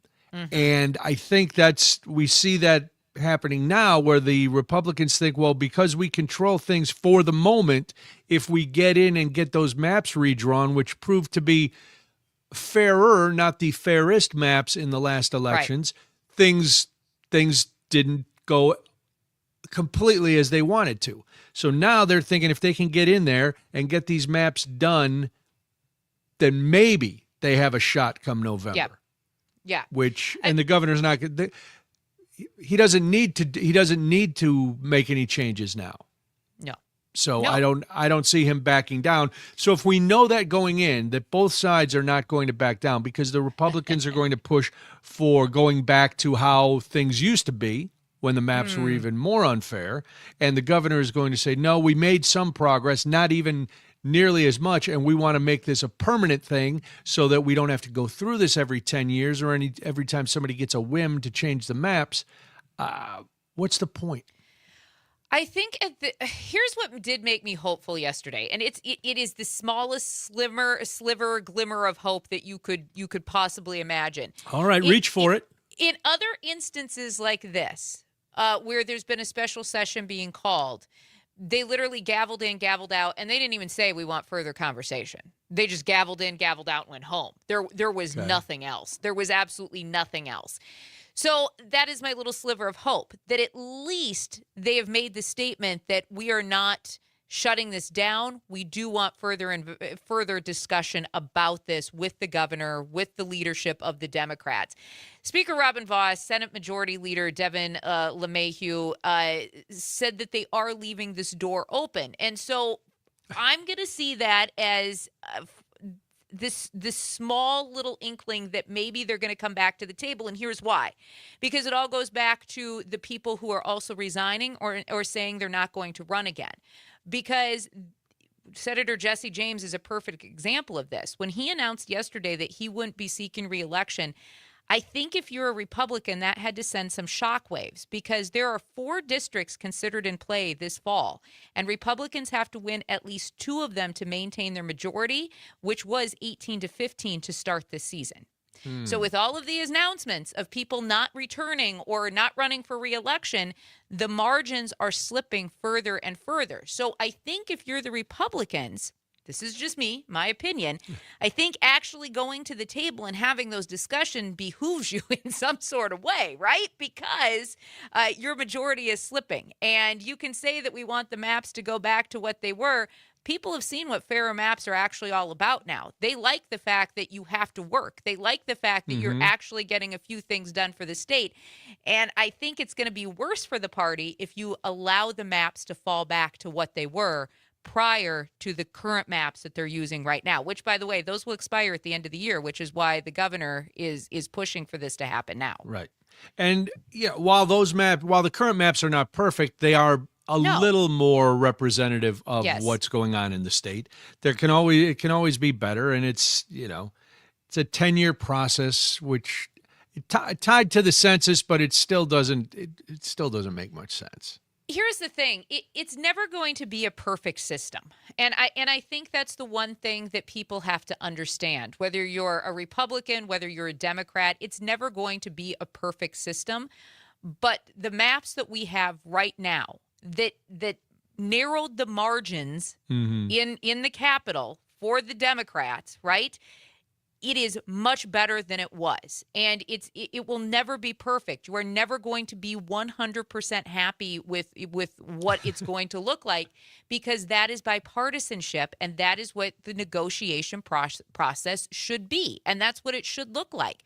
Both sides should be able to say at the end of the day, hey, we gave up some things, we got some things, but it looks better for our constituents doing it this way. Well, and yes. And the problem is when you look at a map, a districting map, and you see how crazy the lines are, and you're like, hold on, what, it doesn't take a cartographer or a political expert or anybody to look at this map and go, something's screwy here. Why does this district all of a sudden go from a nice, oval-shaped district and then have a long ancillary piece that comes out along one road, and then it juts up into a neighborhood, and then it comes back? It's like, no. Here's the other thing I would say, and I think this is a point that's maybe getting missed a little bit. If you're the Republicans, I want to go to the table and I want to negotiate this out, because I don't want it to end up in front of the Wisconsin Supreme Court, where it is now a liberal majority of 5-2. So if I'm the Republicans and I'm serious, I'm getting my behind in a chair in the governor's office and his team and the leadership of the Democrats, and I'm figuring out a plan that works for both parties, because you're probably not going to do so well when you go in front of the Wisconsin Supreme Court with that majority now. Right, but I am not comfortable with the fact that that anything's going to happen. Because if I'm a Republican, I'm looking at the map now, and I'm not happy with the way the map looks now. And so I'm not going to say, yes, let's codify this map, and this is the map going forward. It's in the Constitution, and then it'd take 2/3 majority to make any kind of constitutional change. So I'm not going to give up with that. And the governor is not going to cede any ground on taking this map and making it permanent. Now, in the past, the gamble would be on the Republican side, well, we'll wait till after the elections. We'll be in good shape, and then we can change the map again at the end of the year. But as you said, the writing is on the wall. You've got a lot of defections or retirements, however you want to paint these. Suddenly, the Republicans don't have that luxury of time and that luxury of the guaranteed majority. So who's gonna blink? And what would either side gain by blinking? And I think those are the questions. And I wish I could answer all of them. I think that maybe Brittany will answer them. That's what I'm hoping. I'm hoping Brittany's got some more insight when she or joins maybe us the at governor. 8:30 this morning. The governor could answer it, or The Robin governor Voss. could, and They're welcome to join us. We're also going to be joined by Wisconsin Democratic Party Chair Devin Remiker later this week, where we're going to talk about this Supreme Court. We're going to get into all of it. So you can guarantee that this is one of the biggest political fights happening in the state of Wisconsin right now, because both sides, as you rightly pointed out, aren't going to blink. And I think the voters are kind of tired of talking about it. Yeah. I mean, that's the other thing, too. Voters are tired of talking about fair maps. They're tired of hearing the word gerrymandering. We just want to be able to know that our vote counts. Voters would like to talk about anything else for a day, maybe just a day. Right. You know. Agreed. Well, speaking of that, how about a little pop culture? How about a little swiper stay? That'll take our minds off gerrymandering and jillymandering and all the other manderings, the meanderings. This is Daybreak on the Civic Media Network. Oh, I'm sorry. I had a dramatic pause. It's okay. I was like, I still have time. I could get it in there. It's no biggie.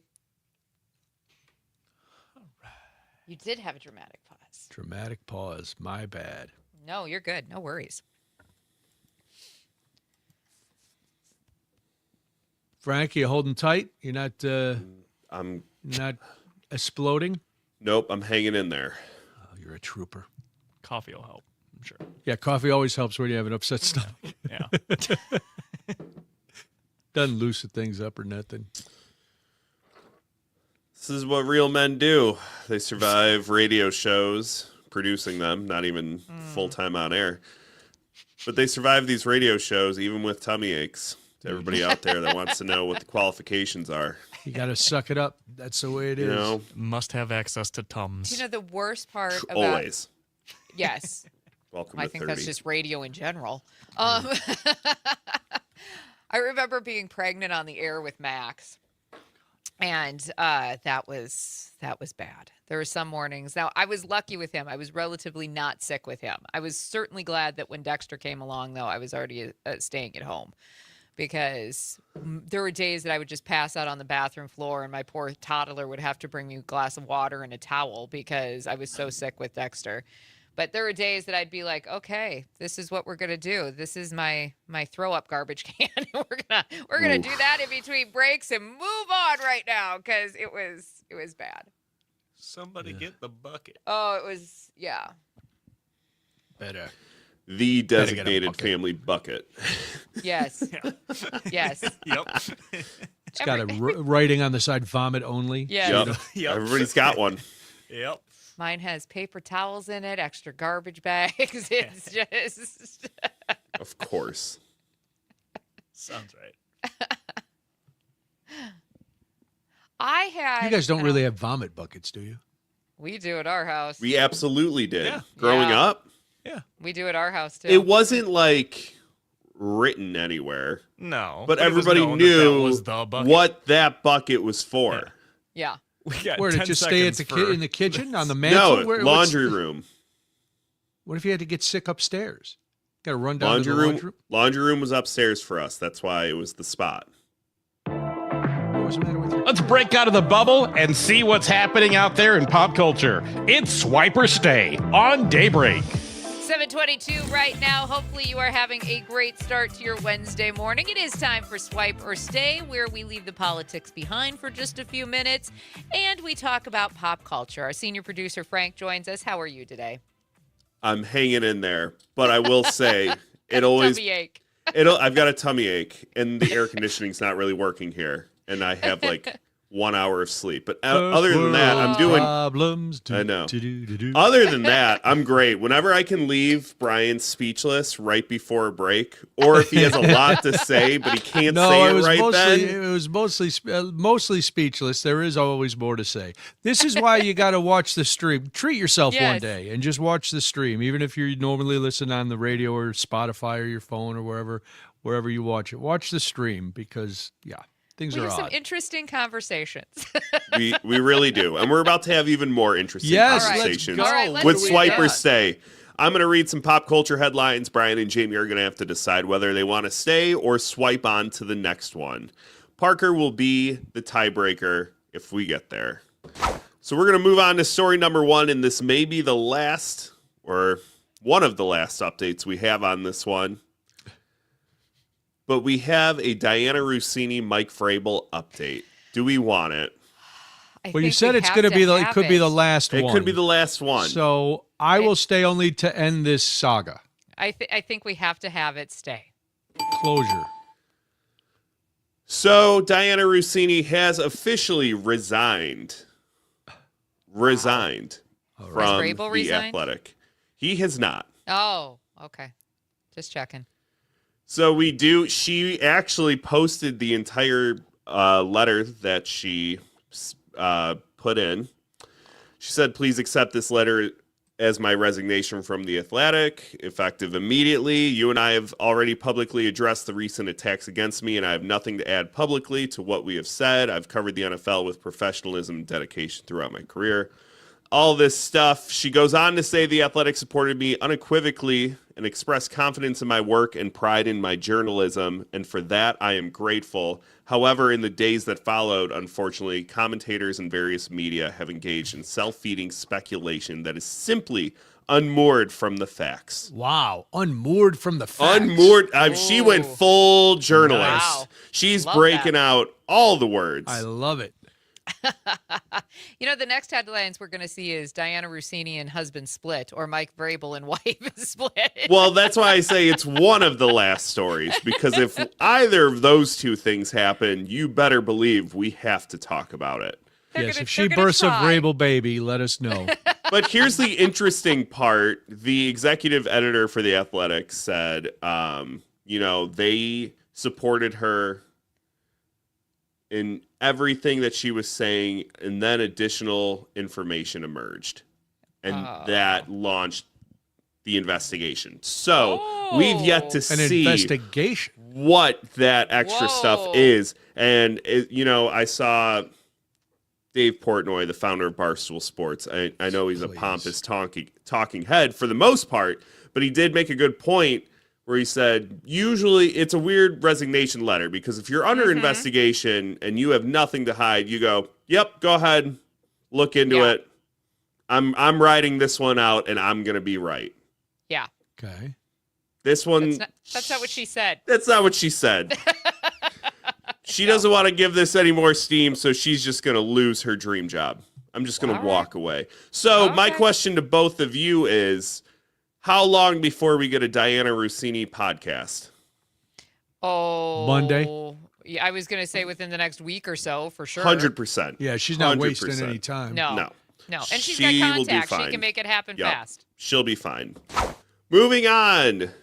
Controversial artist cancels upcoming concert in Europe. Swipe. Milwaukee head coach has beef with famous NBA reporter. Oh, let's go. We have to stay. Parker, I know you're excited about this one. So the beef between ESPN's Shams Charania and Bucks head coach Doc Rivers continues. Rivers referred to Charania as emotional a few days ago and said he was the recipient of a revenge article. Wow.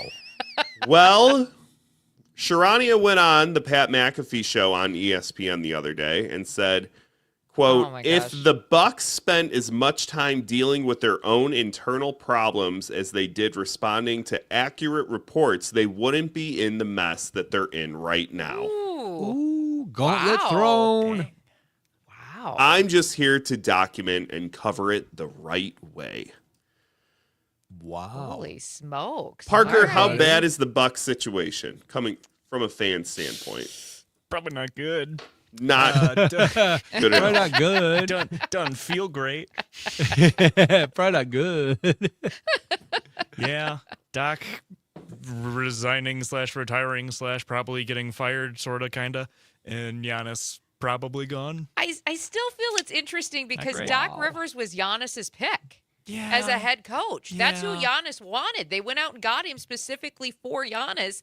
If Yeah, if the but you- sham reports are true, Change your based off mind, this. you know. I know. Not winning will do a lot of I was things. going I to get say, it. everything's I get it. hunky-dory when you're winning. I get it. They didn't really win under Doc Rivers. No. Wow, shocker. Food. How much time do we have, Parker? We have Enough. time for one more? Oh, we have one more, about a minute. Okay. Food Network stars in hot water. Good. Stay. Stay. Good. Guy Fieri was caught on camera shaking Andrew Tate's hand at UFC Oh. 327 over the weekend. But this isn't the first time he's done something like this.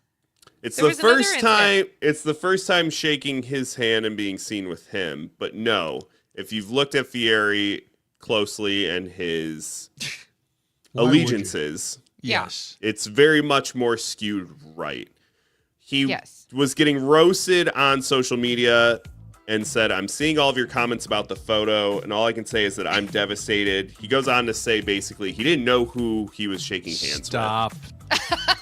Stop. That's such a cop-out. Go back to Flavortown and shut up with your Such a dyed hair cop-out. and your My highlighted goodness. tips. with. And if you don't know who the Tate brothers are, go look them up. Yeah. That's Or what to don't. say. Or don't. When we come back, Missy Hughes joins us on Civic Media Network. Right. Kester over on our Facebook chat says, when we make our work a hero song about the pain it causes, then why haven't we found a way to stop that and have a quality work life? Goes on to say, I don't follow pop culture. Well, that's okay, Kester. You don't follow pop culture, but I do. And that's why I keep you updated, Kester. So Yeah, you a lot don't of even people- have to bother with that. A lot of That's people right. do. That's right. Looks like we You have. don't follow pop culture. I Good doubt morning, it. Missy. Good morning, Missy. Oh, my goodness.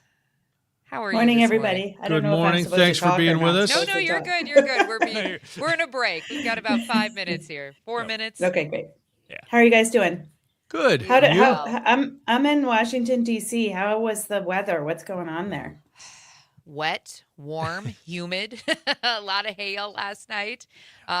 Some portions of the state had golf ball to tennis size hail, so it kind of depends on where you were at. We've got another round of storms coming today potentially, so a lot of flooding in some areas. Yeah. Wapaka is trying to figure out how they can shore up their bridge because the flash flooding is about ready to take that out. Columbia County is flooding right now because obviously river is going to crest, and then you've got melting snow from up north, so it's not good. I heard there was a dam that they were a little concerned about. That might be the Wapaka County one because that's Okay. where I'm not sure because I kind of watch headlines just as they roll in the studio in Sure. the morning. But yeah, because of the flooding, because of the melt, the runoff, all of that, they're worried about their bridge and the dam collapsing, and so it could be that one. Oy. I'm going to assume this won't be the first time we hear these things though over the next few days. No, Not with the amount of rain we've gotten. Yeah, I drove home a week or so ago and ended up having to drive a half hour out of the way because the little town Viola that I live next to was all just underwater, and all the roads were. Jeez. I watched a pickup go through about like 6 inches of water, and I have a smaller, lower to the ground car, and I was like, you know what? I don't think I'm going to do that. No. Pass. No, it was, I actually hope, I'm in Madison right now and it is just dreary. It looks like it could rain at any moment again. So I'm hoping that maybe it'll miss us today. It won't be as bad as they think it could be again. We'll see though. Just feels that's what we were talking about earlier on the show. It just feels very early for this kind of weather. I mean, it's only early April. This is kind of for June, sure. July-ish stuff. So, just gross. We owned the radio station, my husband and I, in Baraboo, right along, obviously, the Baraboo River. And so you just would always see the flooding and the devastation that it would cause. And then Reedsburg had lost full buildings because of flooding a couple years ago and never were able to rebuild because it was actually in the floodplain. So we've done the whole fill the sandbags and get those out to people kind of gamut over the years. So hopefully people are good. Yeah, I think we helped with a whole portable stage and bathrooms right in Reedsburg. I think it was Yeah. Reedsburg. Yeah. So that they could use that land for the farmers Yeah. market and Yep. things like that, but Yep. also, be able to move it.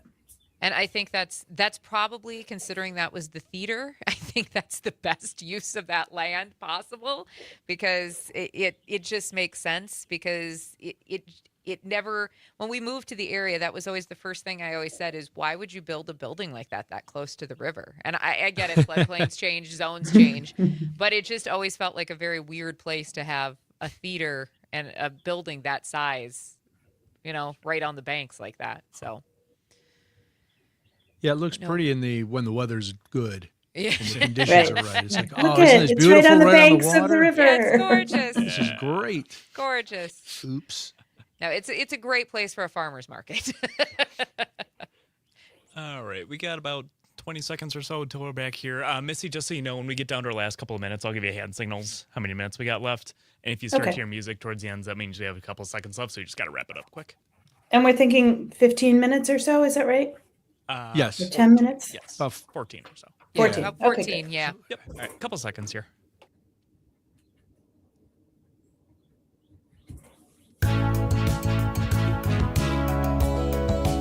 Across the state of Wisconsin, Daybreak with Brian and Jamie is back. It's 7:35 right now. We hope that you are having a great start to your Wednesday morning. Happy tax day, by the way. If you haven't filed those taxes, you better get on top of it. They're due at midnight tonight. If you are listening this morning in Richland Center on WRCE or in La Crosse on WLCX, Hayward on WBZH, thank you so much for joining us. My name is Jamie Martinson. And I'm Brian Noonan. You know, Wisconsin will elect a new governor this November. And while the Republicans appear to have their candidate in place, Democrats have a crowded field of 7 candidates set to take part in the August 11th primary. One of those candidates is Missy Hughes. She served as the secretary and CEO of the Wisconsin Economic Development Corporation from 2019 until 2025.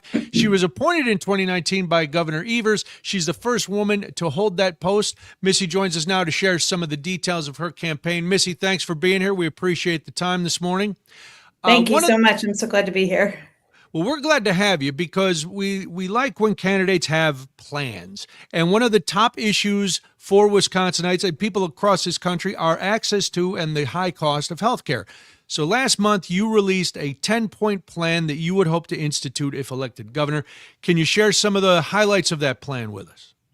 Yeah, and you're absolutely right, Brian. Everywhere I go, folks are talking about the costs of healthcare, the challenges around healthcare. It's so complicated, and that's why I needed to have a 10-point plan, because I really wanted to have a 360-degree view of how we were going to approach and try to solve some of the problems. So I'm really focused on costs, access, and quality. So first off, we all know that the costs are really overwhelming when it comes to premiums and when it comes to the deductibles that hang over many of our heads, just waiting for that boot to drop. So I am proposing a public option that would be using our Badger Care infrastructure. We would expand Badger Care so that every Wisconsinite has the opportunity to buy into that and to be able to afford that. We'd also increase the opportunities for low-income folks to be able to participate in Badger Care. The goal is making sure that everyone has access to affordable health care. The second piece of my plan really focuses on reducing costs around prescription drugs and what insurance companies are doing to folks. So we put caps on prescription drugs that are chronic, insulin, those things that folks need day in, day out, but also think about importing drugs from Canada. We're seeing many states that are taking that up because it's just the best way to lower costs for our citizens. We're also really thinking about access and making sure that we have enough providers all around the state. I live in rural Wisconsin. We have challenges where you have to drive for an hour for simple surgeries or for OBGYN care. We need to solve that. We also have a real crisis around EMT and emergency services around the state. So digging in and making sure that we've got providers. We all know that in every part of the state, we need more mental health care providers, especially in our schools and in our hospitals.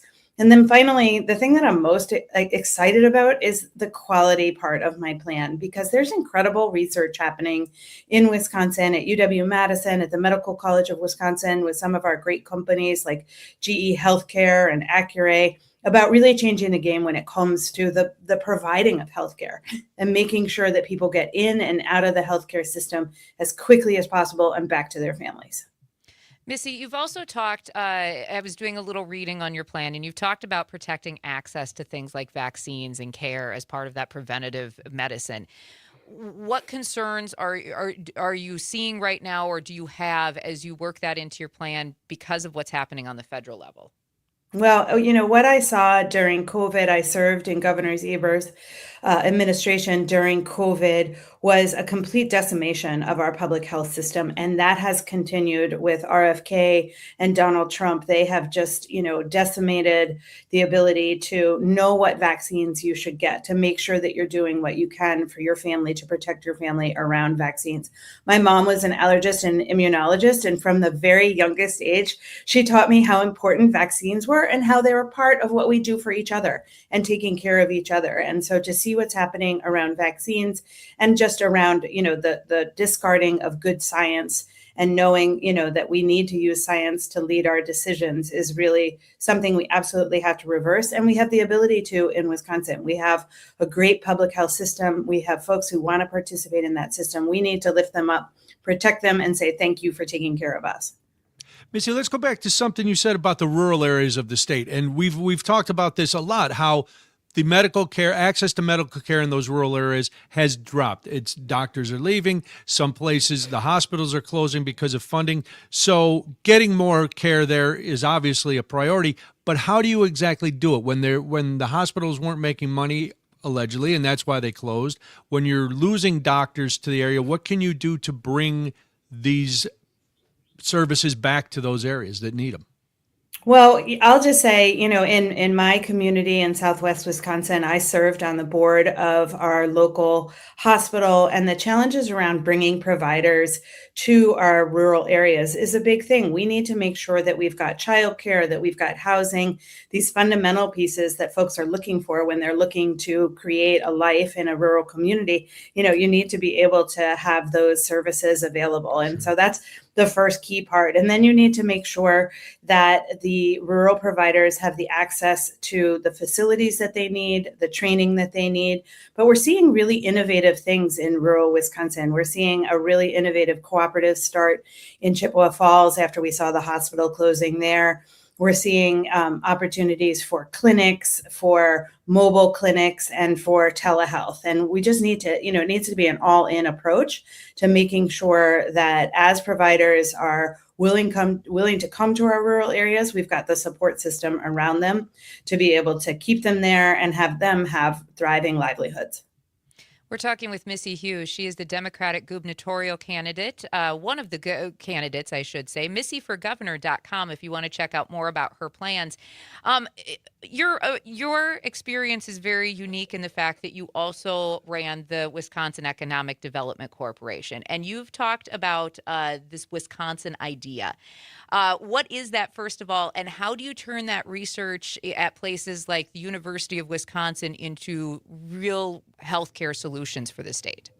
Well, the Wisconsin idea is so deep in our DNA. Sometimes we even, forget about it and don't elevate it as much as we can. And what I've seen in the healthcare biohealth industry that we have in Wisconsin is the opportunity for collaboration between the government, the university, and the industry. And that's what the Wisconsin idea is. It's finding practical solutions, bringing those solutions to the communities, and then getting feedback and taking it back and doing better. So we were able to get the Biden administration to designate Wisconsin as a regional tech hub for the biohealth industry.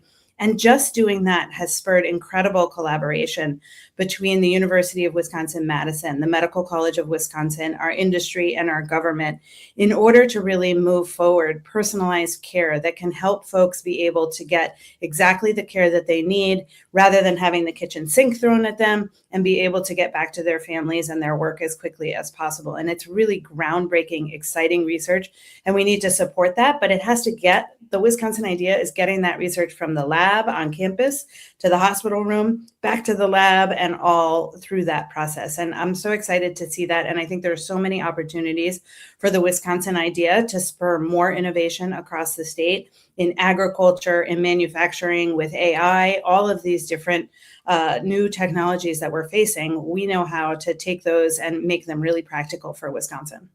Missy Hughes is a Democratic candidate for governor. You can go to MissyForGovernor.com. Healthcare, a huge concern. The economy, another big concern. Now, in your former position with the Wisconsin Economic Development Corporation, you created jobs, you helped assist small businesses, brought a lot of investment to the states. And one of your campaign platforms is to create a Main Street economy. What does that mean exactly, and how do you achieve it? Well, what I'm really seeing is Wisconsinites are stuck in many different ways. Healthcare is a way that they are stuck. Student loan debt is a way that they're stuck. Not thinking they're ever going to be able to buy a house is a way that they're stuck. So my plan really drives to address those things. First, I want to create 50,000 new businesses. What we saw coming out of COVID is that Wisconsinites have great ideas, they're passionate, and they want to be independent and lead their own lives. And so we want to support them and have their back as they're starting new businesses. I want to build 200,000 homes because we are definitely facing a housing crisis, and that's keeping people from being able to build wealth by owning their own home. Finally, I want to train 100,000 more Wisconsinites every year because we see Wisconsinites really struggling with having, 2-3 jobs, but still not being able to make ends meet.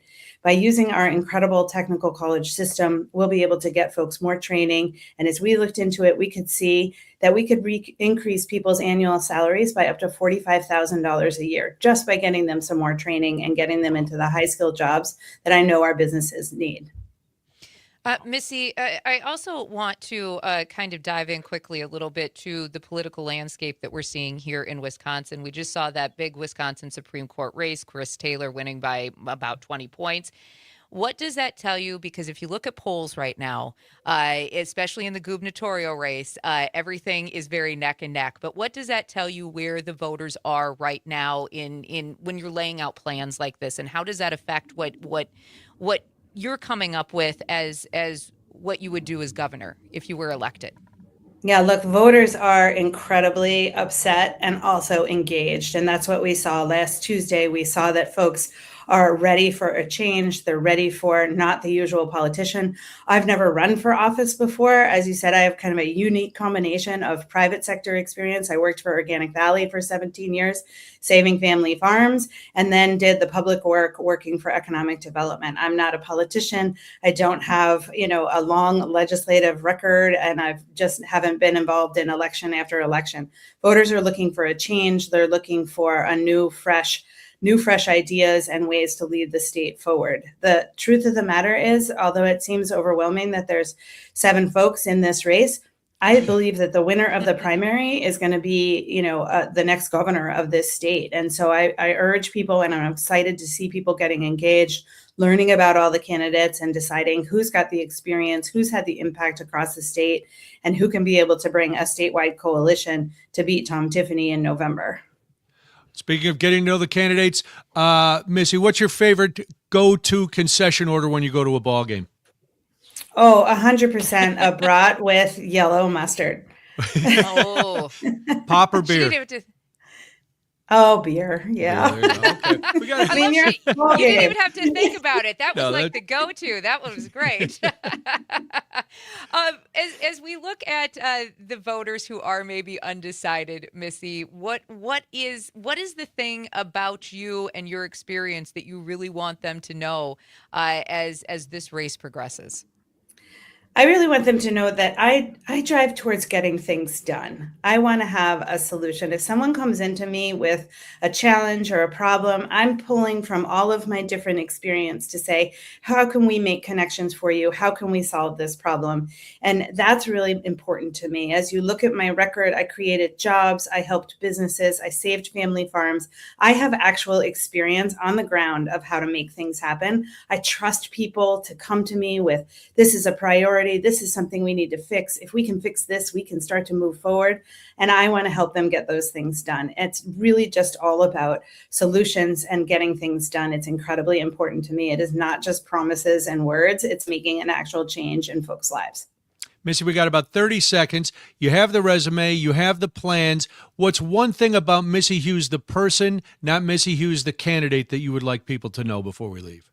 Oh, well, I'm a mom of 3. I had twins and then a third. I had 3 under the age of 2. We have been busy over our lives, raising our family in southwestern Wisconsin. I love being outdoors. We live in a place where we have 70 sheep and 2 donkeys, and I'm just so excited about Wisconsin and its Very future. nice. Missy Hughes is a Democratic candidate for governor. MissyForGovernor.com is the website. Missy, thanks for joining us this morning. Thanks for the information. We appreciate it. Thank you all so much. This is the Civic Media Network. All right, we're clear. Awesome. Thanks, Thank you so Missy. That much, was Missy. great. Oh my God, I have to tell you guys, Toto, Africa, my son's most favorite song. Oh, really? Just cracking me up. I would like to say that we did so much research that we knew Yeah, I that, worked very but hard to find that. but it just worked out. When you started playing that at the beginning, I was just giggling. Like, oh my gosh, it's so funny. chalk All of that his up to friends know that. Like, coincidence. if you ask his friends, they're like, "What's Harry's favorite song?" And they're like, "Oh, Toto, Africa, for sure." How old is he? How old is he? 26. Okay. Oh, well, All right. okay. All right. You wouldn't awesome. expect it, but yeah. That's No. awesome. It's fantastic. funny. Well, thanks again, Missy. Thank that you was so great. much for your time. We All Appreciate right, it. thank you. Appreciate Have a you good guys. day. Thanks. Thank Bye-bye. you.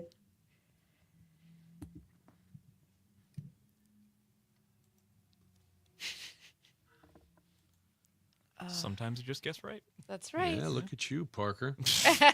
The great prognosticator. You got a magic funny. touch.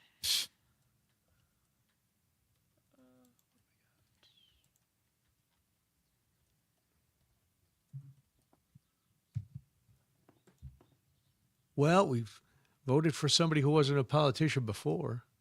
We have. Somehow I don't think they think that's where the parallels would end. Yes.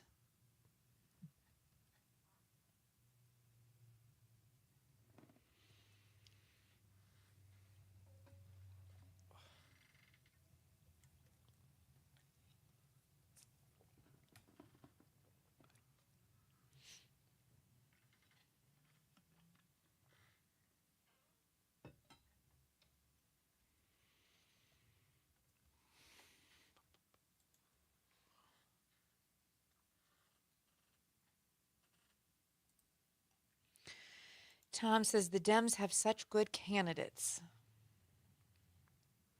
Yeah, and and as people are still trying to decide, that might be why people are on the fence. Or, I mean, I know the engagement, it's really early, so the engagement is low. Yeah.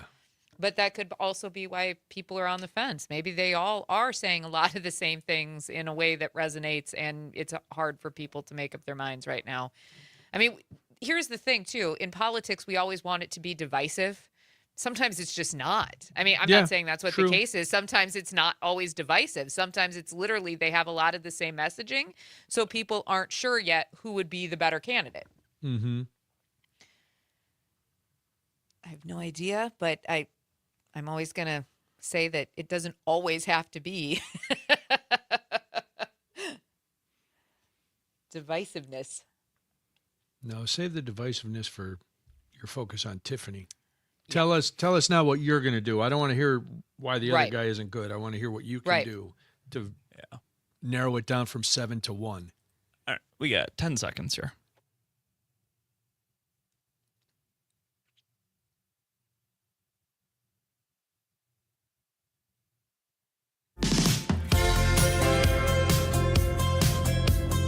All facts, no fiction.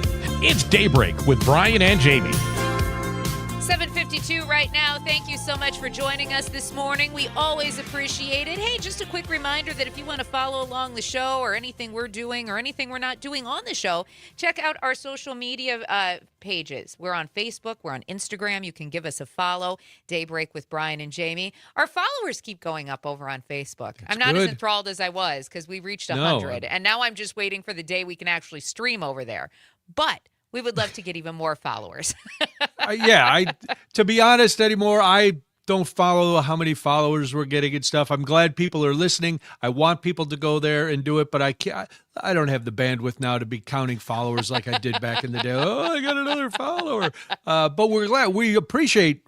That does not mean I don't appreciate you following and listening and Of viewing course. and all of that. I do. And know that I just assume that you're all smart enough to say, "Oh, That's yes, why wouldn't should we go want to do follow that. that?" Yeah, so I'm giving you the benefit of the We're doubt. on at a time of the day when people are busy. I feel like we need to give those little reminders. Trying No, to get I to understand. School and work. Oh and no, bu- no, and all I'm that. not against reminding. I won't be keeping track. I I just just wanted assume to you're hunt- there. I just wanted 100 because I knew that there were several pieces that had to fall into place, and now we're almost there. And is it next week we can start streaming on our shiny new page? I think a week from today. Oh my gosh! All right. It's exciting stuff. It Look at is us making progress. I downplay it to temper my disappointments when things don't go well. Speaking of that, if you're listening, Yes. speaking of being disappointed, if you're listening on WMDX here at Madison, you know that in about 6 minutes you go away because Stephanie Miller comes on. Yes. But that doesn't mean you have to stop listening to us. You can follow us on the Facebook page. Or the Civic Media Facebook page. You can follow us on the Civic Media app, of course, and you can keep listening to the show. So we hope you do that. So the Dreamers Act, DACA, the Deferred Action for Childhood Arrivals, whatever you call it, it was adopted in 2012 under President Obama. It provides temporary protection from deportation and work authorization to certain undocumented immigrants who were brought to the U.S. as children. The program does not provide recipients with legal status a path to permanent residency or citizenship, but now in Wisconsin, some of these people will be able to get occupational licenses because Wisconsin will officially now allow those status holders to get those occupational licenses under a bill that Governor Evers signed into law last week. AB 759, now 2025 Wisconsin Act 240. For those of you with a scorecard at home and you want to keep track of all your legislative numbers and stats. That's even too much for me. Well, it allows DACA holders to apply for and obtain professional credentials from the Wisconsin Department of Safety and Professional Services. The governor said in a statement that it was the right thing to do to help dreamers pursue their higher education and career goals, to give back to the communities that raised them, and to help the Wisconsin economy by ensuring smart, talented, and capable people can join our workforce in high-need areas. How do you argue with that? I don't think you can. Doesn't this just make sense? This just makes sense on so many levels. DACA recipients, for the most part, have grown up here. They've gone to school here. They've lived here most of their lives. But their parents, did their parents come in legally? And until this law, they couldn't even get a professional license. So they could go to school, they could do everything right, and they were still being blocked from becoming a nurse, a plumber, an EMT, a cosmetologist, jobs that, I don't know, we kind of need filled not only in the state but in the country right now. And so I think this just gives people a chance to use that education to build a career, contribute to their communities in ways that they've already been doing for years, and still be able to make money doing so. I don't know why this had to be some big legal, some big bill. I get it. Well, because you have to pass law, but it just didn't make sense to me. Well, we have to argue about immigration. We have to make everything about the immigration. It's not about immigration. Well, it's not technically. It's about job creation. It's about citizens of this country, people who were not granted citizenship, but people who were grandfathered in because of DACA. You want people to stay, because one of the things we hear so much, right, when people are arguing about undocumented immigrants, what a drain they are on society and how they don't pay taxes, even though it's been shown most of them do. But now you've got people who could be making good livings with professional careers. Those people are paying more taxes. Those people are then spending more money in your community, in the communities where they grew up, in the communities they don't want to leave, because this Wisconsin is now their home. So not allowing them to have these certificates was just a way of, it was a self-fulfilling prophecy on the point of the critics who were going to say, well, look at these people, they're a drain. Well, then let them get a professional job that they've trained for, that they went, well, that wouldn't be right. We can't do that. Now, we've got about 5,000 DACA recipients in the state of Wisconsin, so let's let them participate. So I'm glad that Governor Evers signed this bill. I'm glad that there was bipartisan support. And let's be clear, this isn't going to change anything on the federal level. No. Not every state is going to be participating in this program. It's also not giving DACA recipients citizenship. It's not taking these certificates away from anybody else. It's not one or the other. There's a lot of these certificates, unlimited. Train, be ready. If you pass, you pass. This simply gives people with gives people with legal work authorization the ability to be licensed, do jobs. And I don't know, at the end of the day, I think it's really hard to argue with the growth of local economy.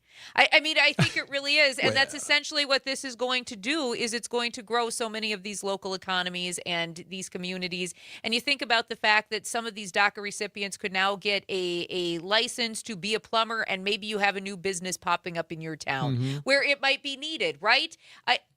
I don't know why these conversations and then they're going to have to buy hard. some trucks. They're going to have to buy more tools at the Home Depot. They're going to have Weird how that works. A lot of things feed into it. But, but what about? No, stop the what about. That's the good. And again, you brought this up, and it's a good point to leave it on, that it was bipartisan. So this is our legislators looking at the problem and saying, yeah, you know what, this is going to help everybody. So let's credit go where with it. credit's due. Sometimes it's hard, but credit where credit's due.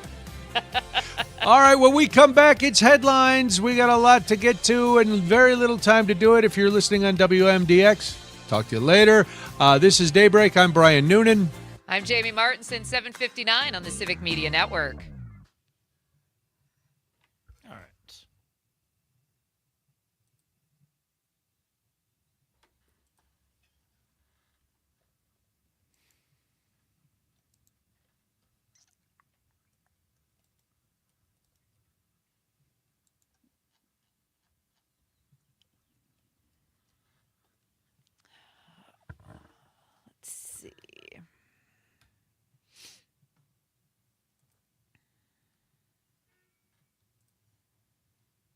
Is that a car horn? That was the weirdest car horn I've ever heard. Was it? I think it was. That was a strange little car horn. Yeah. Meep. Roadrunner. Mm-hmm. Very good, Parker. Now you got my attention. Let's bring up cartoons. I'm all ears. What was your favorite cartoon as a kid, Parker? Looney Tunes was up there. Tom and Jerry Wow. was up there. Old too. school. Oh, yeah. They were the best ones. The old Scooby-Doo was And fun. you were so young, you don't remember Saturday morning cartoons. Because you're the same age as my kids. So there wasn't like Saturday morning cartoons. No, I remember like Bob the Builder. Ugh. Were you a Dora fan? I don't remember. Oh, Dexter I know was. I watched a little Dexter bit of was it. a I don't Dora remember fan, much. only because of Swiper the Fox.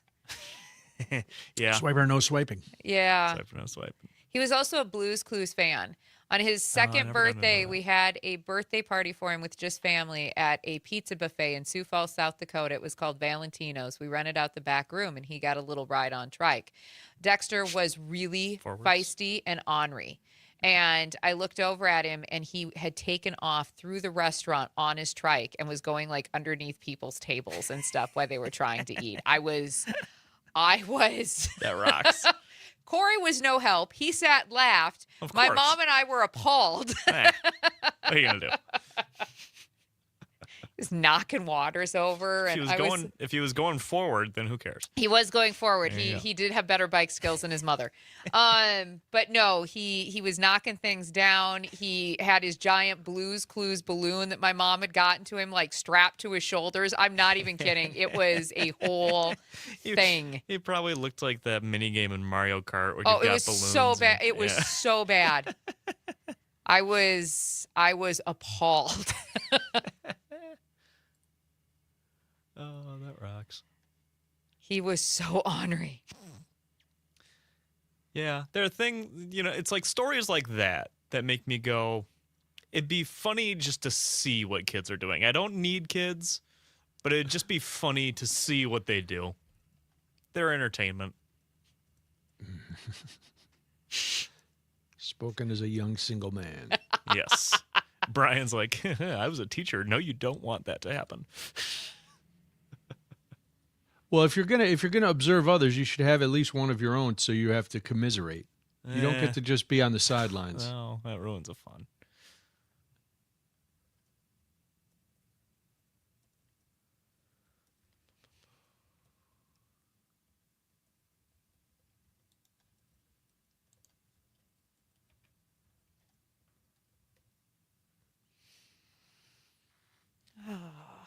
No, he was my ornery one. He was my one who, because you always have that one kid, right, where it doesn't matter what form of discipline, just doesn't phase them.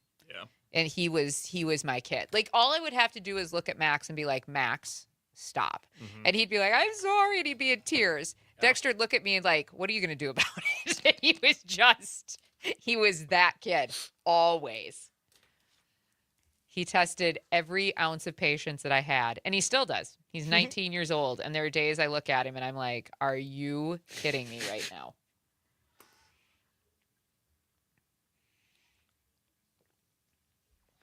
Next week we're debating because we're probably only going to be in Orlando for like 2 days.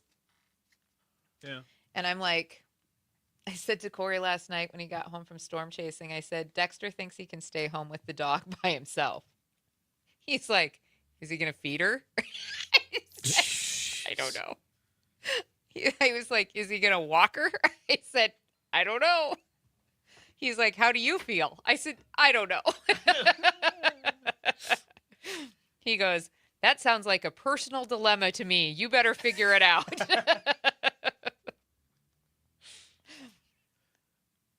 Because it's not like he doesn't love her and he doesn't know to do these things. He literally is always in his own world, so he just forgets. Yeah. I'll call him and I'll be like, did you feed her? Did you walk her? Did you give her what she needs? Right. He'll be like, oh, yeah. Dude, I told you an hour and a half ago she needed to go outside and be fed. Yeah, on it. Then I'll come home and she still isn't fed. I'll be like, dude, this is why that one still lives in my basement. Yeah. The basement, dang. He's got his room upstairs. His gaming lair and his drums and his world is downstairs. I see. He's just that. He's got anxiety and ADHD to the degree where it's so hard for him to just like focus on life sometimes. I get it. All right, we got 15 seconds till we're back here.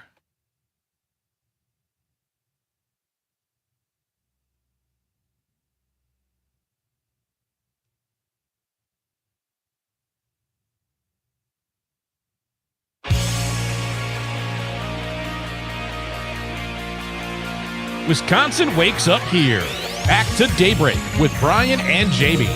Good morning. We hope that you're having a great Wednesday. Thank you so much for joining us. Another round of some thunderstorms, severe weather could hit the area later today, on top of what we've already seen over the last couple of days. So please stay weather aware today. And of course, stay tuned to your local media. They'll keep you informed of what's going on in your area.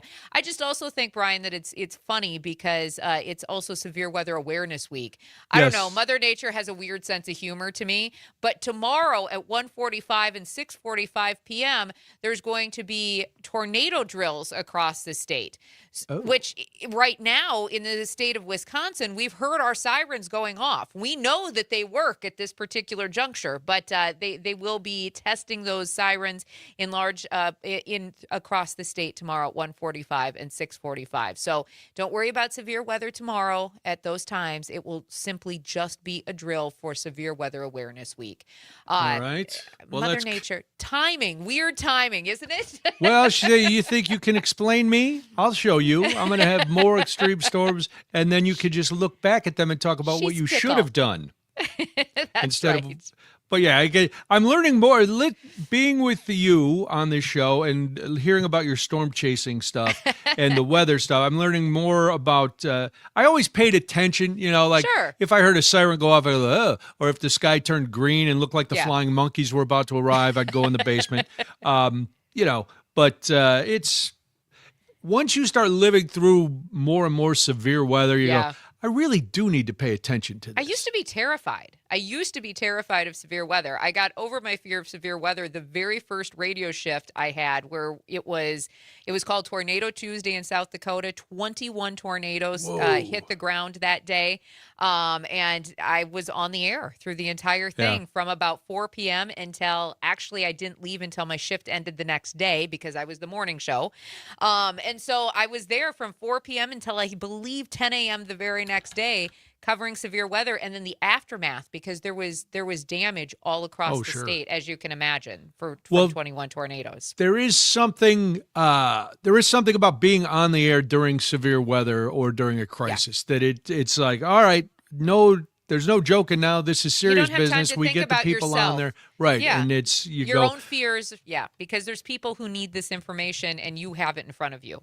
But I also think I might be a good storm chaser, only because I don't know any of the science, but I love to be like, I'll have the family in the basement and I'll be still standing on the deck watching this come in and going, look at how the wind is blowing. Look at the color of the sky. Look at all this. And Debbie's screaming for the basement. Get out here quickly.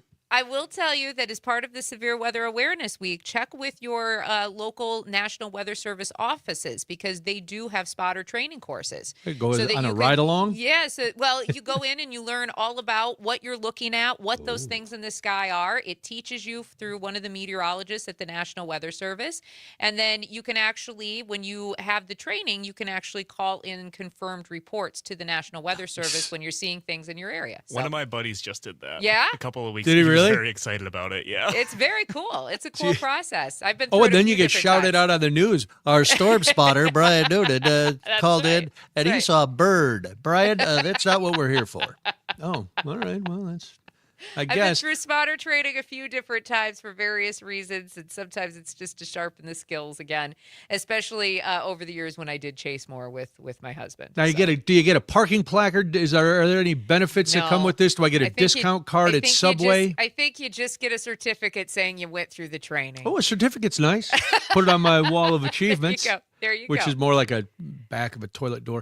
But anyway, that's neither here nor there, because it's time to look at some headlines. Let's start. We were so busy talking about the gerrymandering here in Wisconsin. We have not updated you on what's going on in Iran, so let's do that real quick.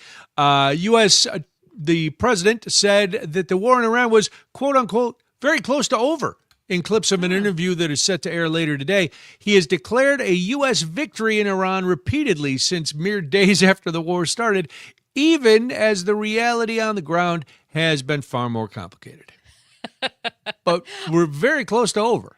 Okay. All right. Yeah, when I'm looking at the news and I'm seeing the headlines, it doesn't feel that way. It certainly doesn't look that way. And I'm not sure the other countries involved know that either. I don't think Iran knows that it's almost over. No, I don't believe that is the case. But, this particular president, he likes to say that whatever comes out of his mouth is what is happening. So we'll go with that for today. But the other headlines are probably going to contradict a little bit of that.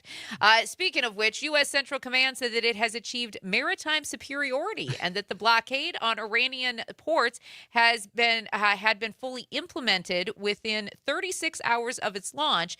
That's at least according to a statement that they made on social media on Monday. Well, that's good. I'm glad we have maritime superiority. Mediators' efforts to extend a ceasefire between the United States and Iran have made progress as the warring sides are expected to return soon to the table for another round of negotiations. Regional officials reported that mediators aim to extend the ceasefire, which is due to expire on April 22nd, for at least another 2 weeks. There's that time period again, to allow diplomacy another chance. And finally, Vice President J.D. Vance is expected to lead another round of negotiations with Iranian officials. Should a meeting happen before the ceasefire expires next week, at least that's according to what sources have told CNN. President Donald Trump suggested talks could resume this week in Pakistan. Well, we'll see what happens. That's some stuff you need to know, but there's always more stuff you need to know. It's a wake-up call in more ways than one. Time for some you need to know. Yeah, there is a lot of stuff you need to know. Yeah. A major U.S. Postal Service union is launching a national TV ad campaign promoting voting by mail, stepping into a politically charged debate because skepticism about mail-in ballots has been raised once again by Donald Trump and others. But Donald Trump, again, the man who, what? Yes, votes by mail. Anyway, the 30-second message features a variety of voters, among them a busy farmer and a flight attendant, explaining why they cast their ballots by mail. Sponsored by the 200,000-member American Postal Workers Union, the advertising campaign announced yesterday that it will begin this week in Ohio, where Union Army soldiers during the Civil War cast the first mail-in ballots in 1864. There's a little tidbit that you might not have known. I did not know that, so take that to your next cocktail party and impress your friends and bore the people who don't like you anyway. The ad ends with the message, vote by mail, keep it, protect it, expand it. It comes 2 weeks after the president signed an executive order that seeks to create a nationwide list of verified eligible voters and subsequently bar postal workers from sending absentee ballots to those who are not on each state's approved list.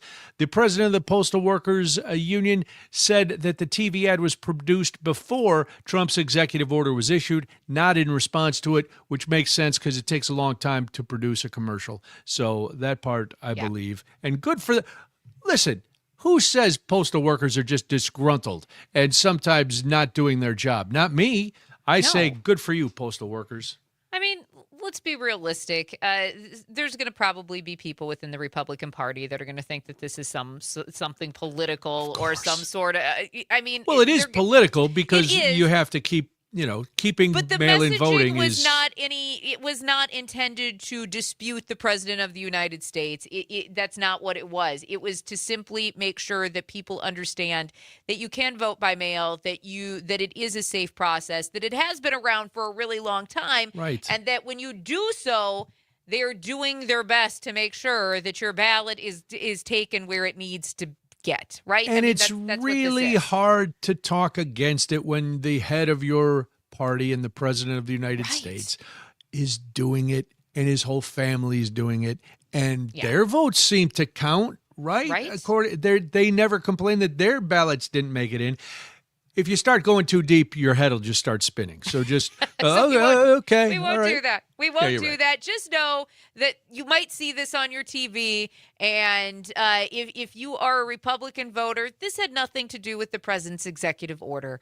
It was done before to make sure that you just know that you can vote by mail. That's Everything's it. That's not all about you. No, everything is not about you. Sometimes it's not about the political messaging. It's just to get a message across in general.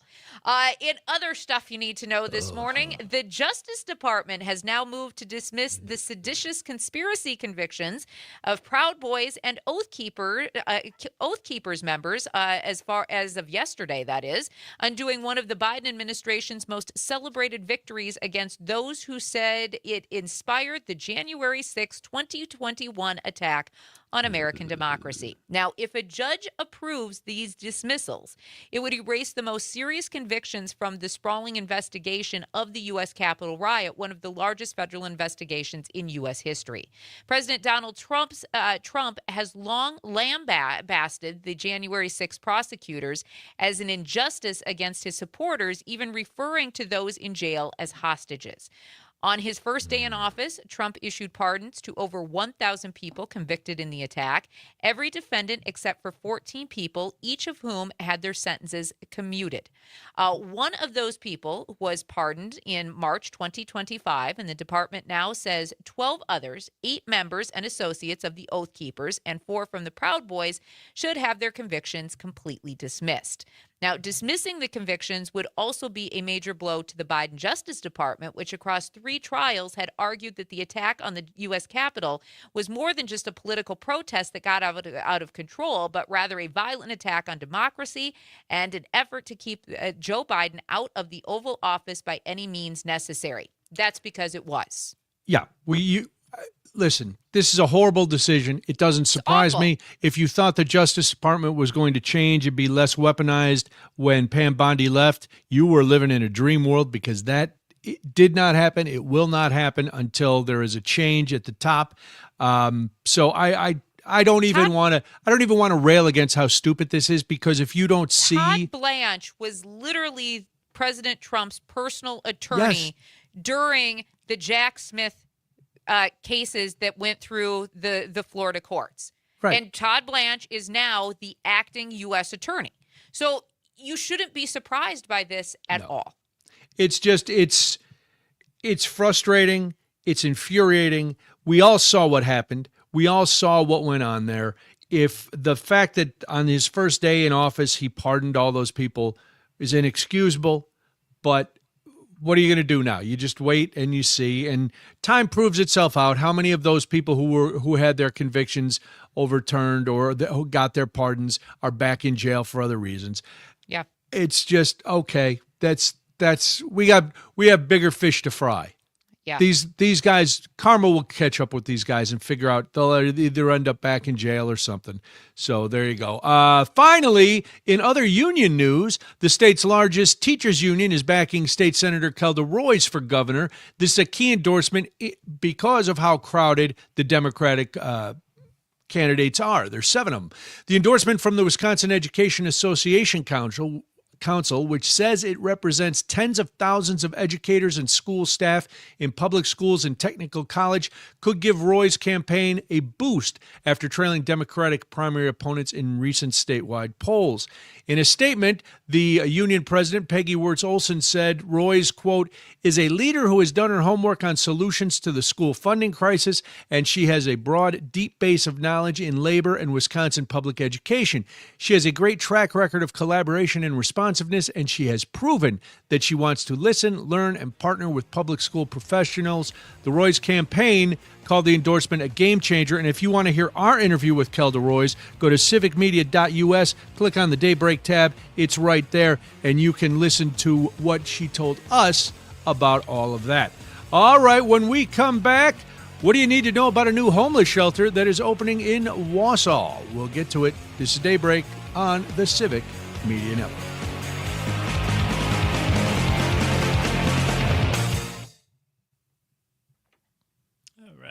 Parker, I know this is a very quick break. Could you make sure that front door is open, though? Shoot. For Brittany to, Yep. Because she usually comes early. Oh, that's right. She likes to come in. Yeah. And we have it set up differently. She has a laptop so she can see both of us. We have her across from me this time. So it should be much better this time. All right.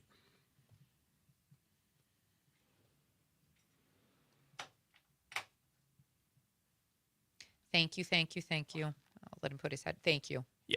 I was saying thank you, and then I realized you didn't have your headphones Now on. anybody can wander in, Parker. Right?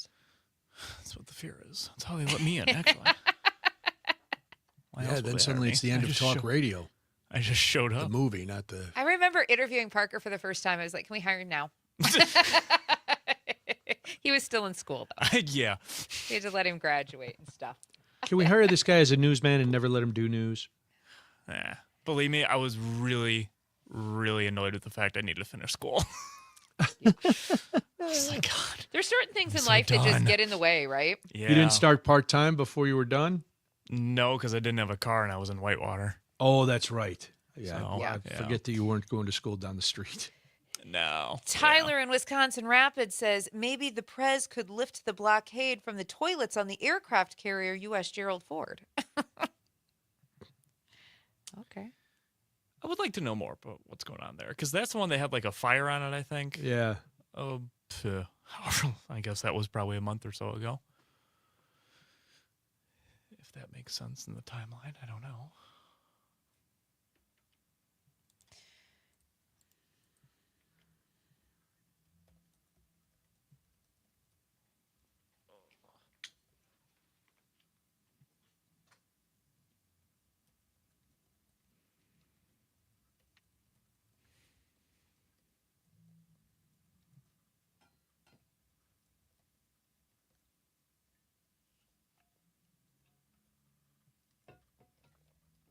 All right. Yeah, 15 seconds.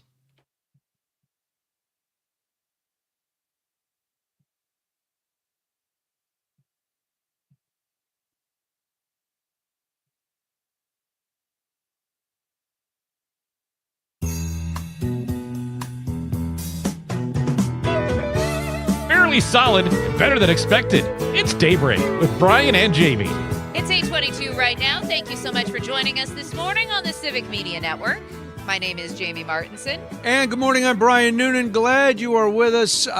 If you want to get involved in the program, we'd love to hear from you. 855-75-CIVIC, 855-752-4842. That's how you text. That's how you call. Listen, we got to get some calls in. I love that everybody's texting. We appreciate that. I love that people are commenting on the YouTube and Facebook channels. That is always great. We appreciate your input. But Parker sits there looking forlorn. And Parker's a good guy. You can call and talk to him. He won't yell at you unless you really give him a reason to. Like if you're rude, he's going to hang up on you. You'll never get to us. But if you're nice to him, you get to us. That's how it works. And just say hi to Parker. Easy peasy. Yeah, compliment him on something. Make it I up. sit here listening to them all morning. Somebody talk to me, please. Wow.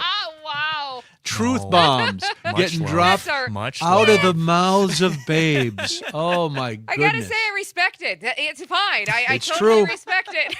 Parker, you said the quiet part out loud. That's right. That's right. If it's not going through all of our heads, then we're lying. Anyway, so there's been big shakeups in the homelessness system in Wisconsin in 2026. In Madison alone, Porch Light's closing one of their locations. They're opening a new facility, but it's capped at 250 beds. They don't have that flexible drop-in model. It just means that maybe some people are going to get turned away when you have a hard count instead of just, come and go, whatever. The dairy drive encampment in Madison is expected to be shut down in northeast Wisconsin. New Cap is closing multiple shelters in Green Bay and Schwano. But 134 families are at risk of losing housing. Jamie, it's looking rough, but Wausau is making a little change. They are, absolutely. They are actually opening the Bridge Street Mission in the midst of all of these other closures, including the ones we've seen in Rhinelander, Chippewa Falls, Green Bay. Jeez. They are opening this new shelter with about 40 beds for men and 20 for women. They're also going to have a few private rooms, and this mission will also connect people to meals, daytime services, and addiction recovery programs. Of course, the caveat here is that it only has 60 beds, so this shelter might not actually meet the demand of the homeless population in the area. Now, I find this story fascinating because where we're seeing a lot of these shelters have to close down all across the state, Bridge Street Mission is literally stepping in where a lot of other organizations couldn't. And this shelter only exists, Brian, because there was no other organization that would actually respond when the city and county reached out for some help. Wow. The new space is designed to be more than just a place for people to sleep. It's going to be a structured environment focused on stability and recovery, not just overnight stays. And it's going to actually replace a temporary shelter that was being run by the Wausau Police Department, which had been operating out of a church for almost a year.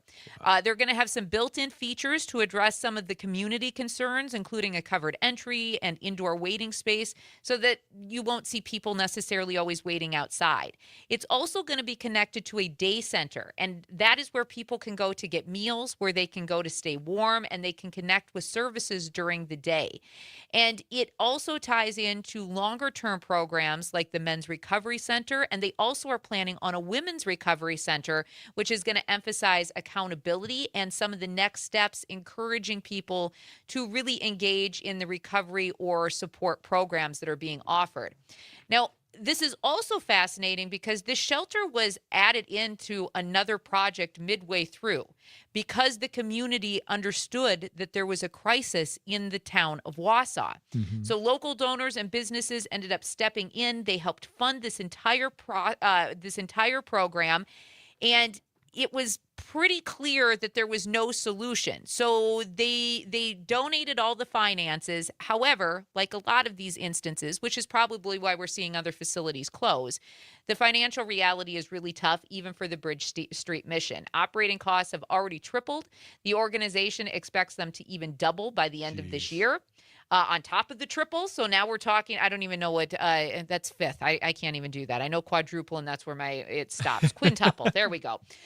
Government support is temporary and decreasing. Public funding starts at about $350,000, and it's going to decrease each year. So this is really going to become a community effort. And the reason that the Bridge Street Mission is going to continue to exist is because it's going to have to rely on community donations. And they are accepting donations right now. If anybody's in the area listening or anywhere in the state and you just want to help them out, bridgestreetmission.org is where you can go. But I do find this fascinating because we do have a crisis here in this state with the homeless population. And why we're seeing all of these other facilities have to close, I find it commendable that the folks in Wausau stepped up and were like, we have a real problem. We need to do something. Well, I think in the future, this is the model that's going to have to be followed, because just look in your own home. Groceries going up, electric bills going up, staffing. If you have a business, everything costs more. And when you're based on a nonprofit model, that's tough. So you are going to need community involvement. You're going to need local business involvement. And listen, I don't care why businesses or people donate. I don't care if it's because, well, I just don't want to see people laying on the street. Well, good. None of us should want to see people laying on the street. And if you're doing it for optics, whatever, okay, just give them money, because there has to be a place. And what I like about this project in Wausau is there are programs. It's not just, here's a place to come in and sleep. Yeah, here's a place to come in and sleep. Here's also a place that during the day, you can get help on a number of different levels. Yeah. And you don't have to be out. Remember last month when it got so cold and all along State Street, those poor people sleeping out in the doorways? You don't have to do that. And the community should want that. No matter how you feel about why people are homeless or whatever it is, homeless people exist, or unhoused people. I don't want to trigger any any people getting mad at me. But we all need to pitch in a little bit. Yeah, absolutely. I mean, the less pressure we can put on our communities and help more people, the better our communities and the stronger they are. It's 8:29 right now. We hope you're having a great morning. My name is Jamie Martinson. And I'm Brian Noonan. We'll talk to Brittany Carloni from Wisconsin Watch about gerrymandering after this on the Civic Media Network.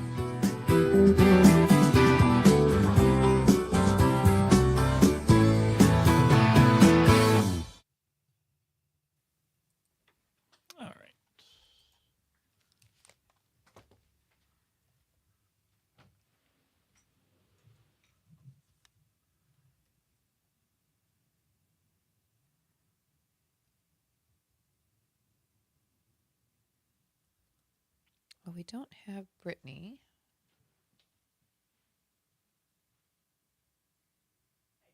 Oh, there she is. Hello. We'll have you go over here this time. We came up with a better idea.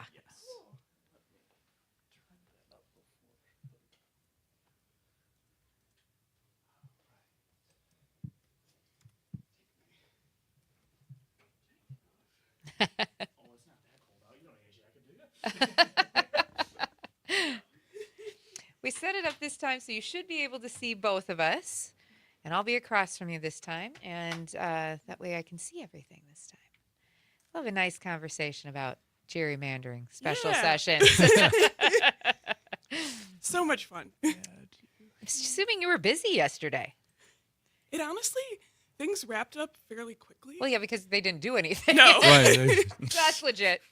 We're willing to have the door open. Okay. Hello, Brittany. Welcome back. Hi. Can you hear everything okay? I can. Good. Yeah. Awesome. And then adjust that mic as you need to Perfect. keep close to you.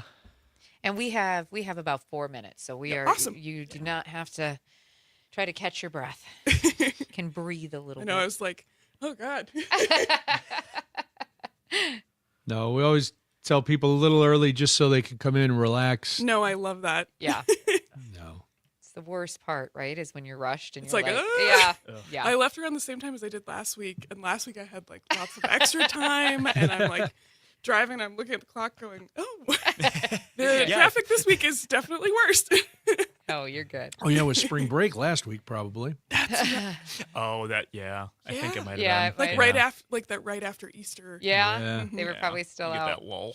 Yeah. Yeah. No, that makes sense. Did you guys see the hail that came down? Yeah. yesterday? Did you have like crazy sizes? We had golf ball at our house. I'm on the east side of town, and we had golf ball. You're on the east side of town, but you didn't have any. Yeah, we didn't have anything. No, I think I have a guess. I think I'm probably a little more south than you. Yeah. But yeah. So, because No. you're more like Cottage Grove-ish, right? Yes. Yeah, we're like right on that fringe. If you drive about 2 minutes down Cottage Grove Drive. We're in Cottage Grove. So. Yeah. We're on that weird east side of town. Yeah. I always think it's funny when they're doing like emergency weather stuff and they're zooming in so close that they are showing you like the streets. Yeah. Like, oh God. It's really cool though. I didn't realize you could get that close. We use that for the storm chasing stuff though. Oh, sure. Yeah. Because our chasers will, especially if there's been damage and we need to pinpoint where they're at because we have to be able to give them resources and keep tabs on them in some of those areas. So my husband and I own a storm chasing company on the side. Yeah. Wow, so that's fascinating. We have 55 chasers this year under contract with us. And then we built our own platform years ago. This company's 20 years old. And I think we have about 250 to 300 chasers who just use the platform, but we have 55 who are under contract. Wow. So then we broker that video out to the networks, documentaries, that kind of thing. That's amazing. So, and we have chasers who do media, obviously. They work with media, but then we have some of them that are also emergency certified to go into those damage situations and be able to actually pull people out of houses if they need to and things. So we have to be able to use that like street level to make sure that they're okay. Yeah. Because we like to check on them. And some of those situations are really scary. So we like to make sure that they're okay and getting help they need. Yeah. So got about 40 seconds till we're back here. Brittany, obviously, so you don't need to turn to me. I am on your screen there. Just in the bottom I can right. see you. Yeah, I'll give you the hand signals there. Like just same as last time.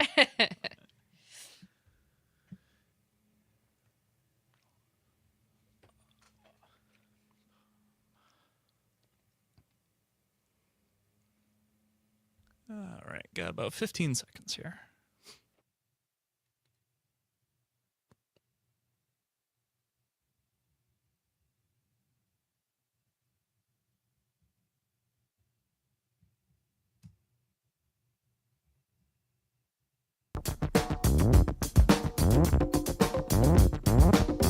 Local news, community stories, and the conversations that matter most. Now, more Daybreak with Brian and Jamie. We hope that your morning is going well so far. It is 8:35 right now. My name is Jamie Martinson. And good morning, I'm Brian Noonan. We talked about this a little bit last hour, but yesterday, state Republicans said they're leaving the door open, quote, to continue meaningful dialogue with Democratic Governor Tony Evers on his call to ban partisan gerrymandering in Wisconsin. Well, gerrymandering has been around and been an issue in Wisconsin for more than a decade since legislative maps were implemented to favor Republican candidates. Political analysts viewed Wisconsin's district boundaries as some of the most partisan designed in the country. Joining us to talk about the timing of the Republican announcement and what it might mean going forward for Wisconsin is Brittany Carloni. She is the state government and political reporter for Wisconsin Watch, and she joins us again. Welcome back, Brittany. Glad you're here. Thank you. All right. For me, and I think for a lot of people, it seems a little coincidental that the Republicans would make this announcement a week after getting shellacked in the Supreme Court election, and with the number of high-profile Republicans who are now either retiring or not seeking re-election or whatever. Is that what it felt like when you were in the Capitol yesterday, that it's all like, oh, we're in trouble, we better do something about it? That's a great point. I think if you look at the wins this year that are really at the backs of Democrats, not only in Wisconsin, like last week's Supreme Court election, if you look across the country, the way that Democrats, even at the tail end of 2025, are really just being dominant in races across the country. I think even at the start of 2026, folks were looking at these races that we have in our state this year and saying, hey, like, this is going to be potentially a very good year for Democrats. But I also think, like, some of the energy in the Capitol yesterday, a lot of us were, especially in the press corps, were expecting this is going to be a gavel in and gavel out situation like it's been in the last 8 years. And the fact that they left the session open was a very unusual move, because if you look back in these last 8 years, topics that Tony Evers has said, hey, I want you to do something about abortion, I want you to do something about gun rights, these are topics that would not really land well with Republican bases and Republican base voters. And there might be some conversations. I don't know them yet at this point, but there might be some conversations among Republicans looking at their communities and saying, hey, based on the way Democrats might be really successful this year, we need to do something so that way if Democrats come into power and redraw those maps after the 2030 census, they don't have what happened to them, or Republicans don't have what happened in 2011 when the maps were drawn to favor them, but it's the opposite. Right. So yeah, it was interesting. When a session stays open like this, and I'm hearing that they're going to be meeting again on Thursday. Is that correct? That's what the tentative plan. My understanding at this point is that is potentially a tentative plan. I haven't yet heard anything from Republicans about a specific agenda or something going forward. Sometimes I wonder if they say a date and something doesn't happen. Yeah. So that was a question I was asking folks yesterday is like, is that for real? What should we be expecting? So I'm going to be still on top of if something comes forward. With an open session like this, are there any pressure points that are going to force any action, or could they just sit here indefinitely saying that it's still just open? That's something I was hearing yesterday too, is like, this could go either way. Republicans could come back at some point and say like, hey, we left it open in good faith. And Governor Evers even yesterday said like, there's nothing to negotiate on this going forward. We don't have, it's a very simple amendment that he proposed. And so it could be that yesterday was a messaging move to say like, hey, we were interested in this. We want to keep negotiating. The governor said no. Or there might actually be some kind of action that comes forward. And that's going to be the really interesting thing that comes forward in the next couple of weeks, maybe even months. I was speaking to the Legislative Reference Bureau yesterday. As long as the session remains open, they can come back and do something at some point, but it has to stay within the bounds of like the topic that Governor Evers put forward in his executive order in March.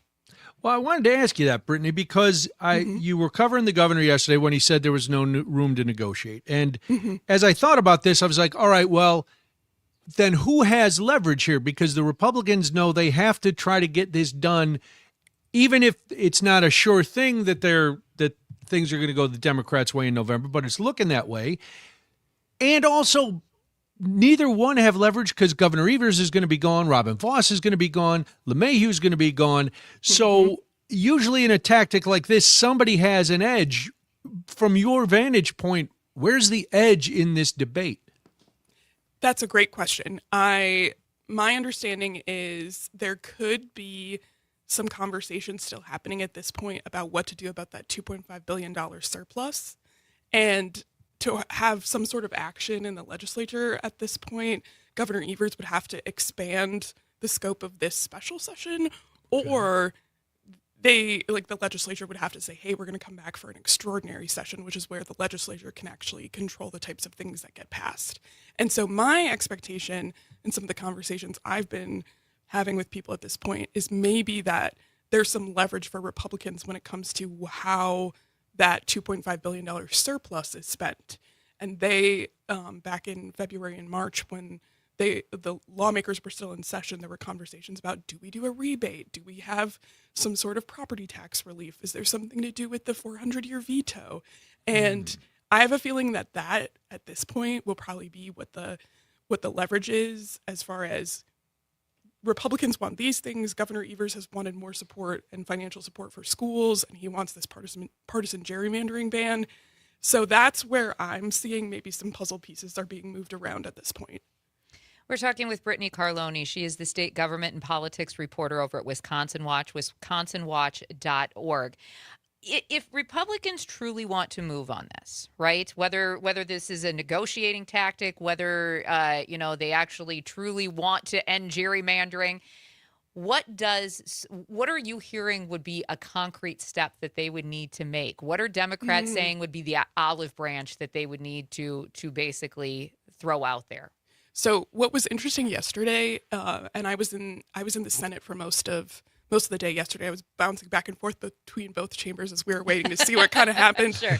And in the Senate yesterday, Senate Minority Leader Diane Hesselbein, who represents the Middleton area, she was basically saying, hey, as Senate Democrats, we really like what the governor has put forward. It's a very simple 2-sentence amendment that says, hey, we're not going to draw maps that favor or don't favor any specific political party, and that partisan gerrymandering is banned. And she also addressed the fact that there's just been no conversations at this point between Democrats and Republicans. Wow. So Republican lawmakers didn't take any questions yesterday, and I think I saw maybe 3 of them across both chambers as I was going back and forth. So I feel like at this point they actually have to get to the table and start talking to each other, and that might be a challenge at this point. It sounds like these conversations are really early, despite the fact that Governor Evers signed that executive order in early March. So it will be very interesting to see if they come to the table and start having conversations, what that even looks like going forward. Well, it's funny. It doesn't, because when he signed this order, we all kind of assumed that they weren't coming back. That's just how it goes. I want to, so under this proposal that the governor has put forward, no gerrymandering of maps would be allowed. Would the maps still be redrawn every 10 years as they are now, or would it, whatever the map is now, stay? How does that actually work? Yeah. So basically, even just without this context of what's happening right now, maps have to be drawn every 10 years once the federal census is conducted. And so the one weird wiggle room in that is, in these last couple of years, the court challenges against the state's legislative maps and congressional maps based on we mentioned this at the top of the segment, talking about how the state's maps were really drawn to advantage Republicans. Yeah. And the courts said, absolutely not. This is not what's going to happen. And so the state's legislative maps were redrawn after the Supreme Court struck them down in late 2023, and Governor Evers signed the new maps in 24. And so this is where we're seeing a lot more redrawings of maps lately, because courts have said, hey, this is not fair. Like, this is not how this should go. But the next time legislative maps would actually have to be redrawn, unless something absolutely bananas happens in the court system, or like a legal challenge happens, would be in after the 2030 census. Okay. The one situation we have still kind of like hanging out there at this point are the congressional maps, and those are still making their way through that 3-judge panel, and there's still questions about what the Wisconsin Supreme Court might do with those, but my understanding is there won't be a decision, and we won't have new congressional maps before the midterms. One of the things that I keep going back to is when Governor Evers proposed this special legislation during his State of the State, even Democrats seemed a little skeptical. Is that changing now that there was this 20-point win by Chris Taylor just a week ago? Are they more on board? How much is that actually shaking up what the Democrats are feeling, and what might be playing into the Republicans' decision making? That's a very good question, and I actually asked some of the Democratic candidates for governor about this last week in the wake of the Chris Taylor win. Yep. And I asked the question. I was like, should this even be a priority at this point, given the way that election went and the way that the midterms are like, hey, this is going to be potentially a good year for Democrats? And all 7 of the top candidates told me that we don't like how the state, and especially under Republican leadership, when it was the trifecta with Governor Scott Walker and then the Republicans in the legislature, they said, we do not like how that went. That was not fair to voters, and we would like to see some version of this going forward. The leadership in the Capitol, I thought it was interesting yesterday, Diane Hesselbein, when she took questions, answered a question about the fact that she was not super gung-ho about it when when that executive order got signed. And she said, I just needed time to really look at the amendment and have conversations. And she said that if there was anything that was brought to the floor yesterday, that Senate Democrats would have been able to pass that, like they had the votes to pass that. In the Assembly, Greta Neubauer and Assembly Democrats did not actually have like a press conference, so we weren't able to ask questions necessarily about that in a big group setting, but it sounds like there was some movement among Democrats leading up to yesterday. Brittany Carloni is the state government and politics reporter for Wisconsin Watch. WisconsinWatch.org is the website. You mentioned you asked the question to the Democratic candidates for governor. What about the one Republican candidate for governor? What did Tom Tiffany, did he have any comments about this? Yeah, he said that he still supports the legislature drawing the maps, and he would want Tom Tiffany to, Tom Tiffany would want Governor Evers to propose something nonpartisan. All right. Well, isn't that what it's right in the that's wording? What this is, right? That there would be no. It's right there. All right. Well. So, I mean, we've only got a few seconds left, about 30 seconds. What do you think is the next step? What do you think we see happen over the next couple of days here as they continue to keep the session open? I think we might see some kind of potentially some kind of conversation with the governor, seeing if some of these negotiations move forward. I wonder if we also hear something about that surplus. We'll see. Well, if you want to hear what's happening, follow Brittany Carloni on Wisconsin Watch, wisconsinwatch.org. Always a pleasure, Brittany. We'll talk to you again soon. Thanks for being here today. Thank you so much. When we come back, have you ever been swayed to buy something because of a trend? This is a product I've never heard of. Maybe you haven't either, but we'll talk about it after this. It's Daybreak on the Civic Media Network.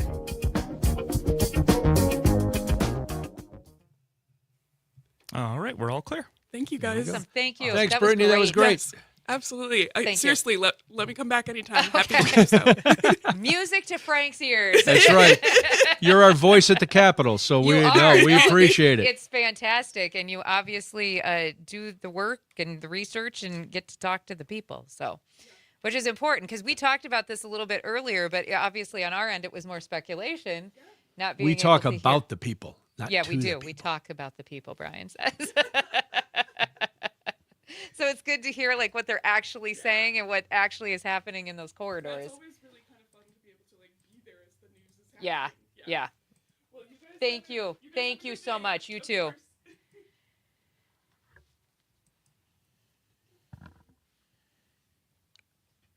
Thanks again. Yep, of course. She's so energetic. She is, and she can talk about this stuff. She's still excited about being on the radio, which is nice. Right.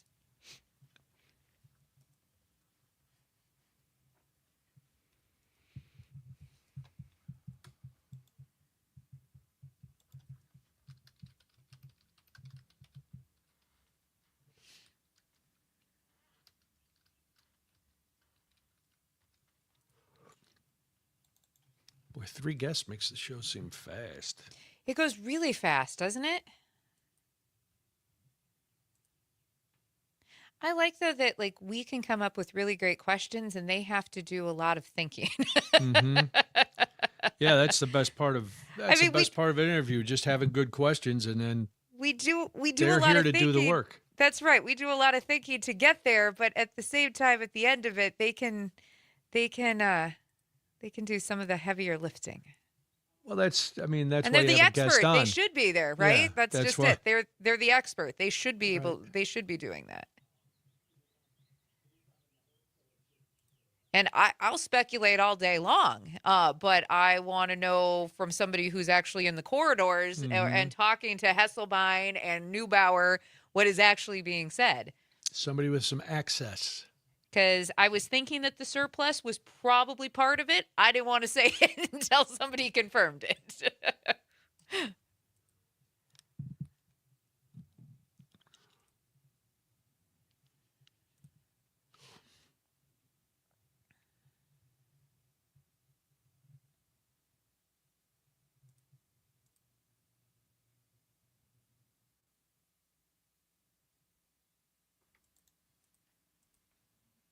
I have no idea what these things are, and I haven't looked into the story yet, so color me intrigued. 15 I don't know seconds. what. I mean, I know what they are. I had never heard of them till yesterday.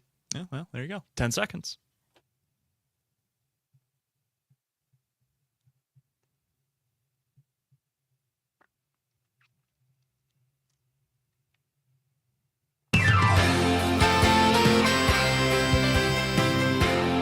Now back to more of Daybreak with Brian and Jamie. It's 8:52 right now. We hope that you are having a great start to your Wednesday. Thank you so much for joining us on Tax Day. Hopefully you've already taken care of that, so you don't have to worry about it by 11:59 p.m. this evening, by the way. Make sure those taxes are filed. Or get your extension ready to go. One of the two.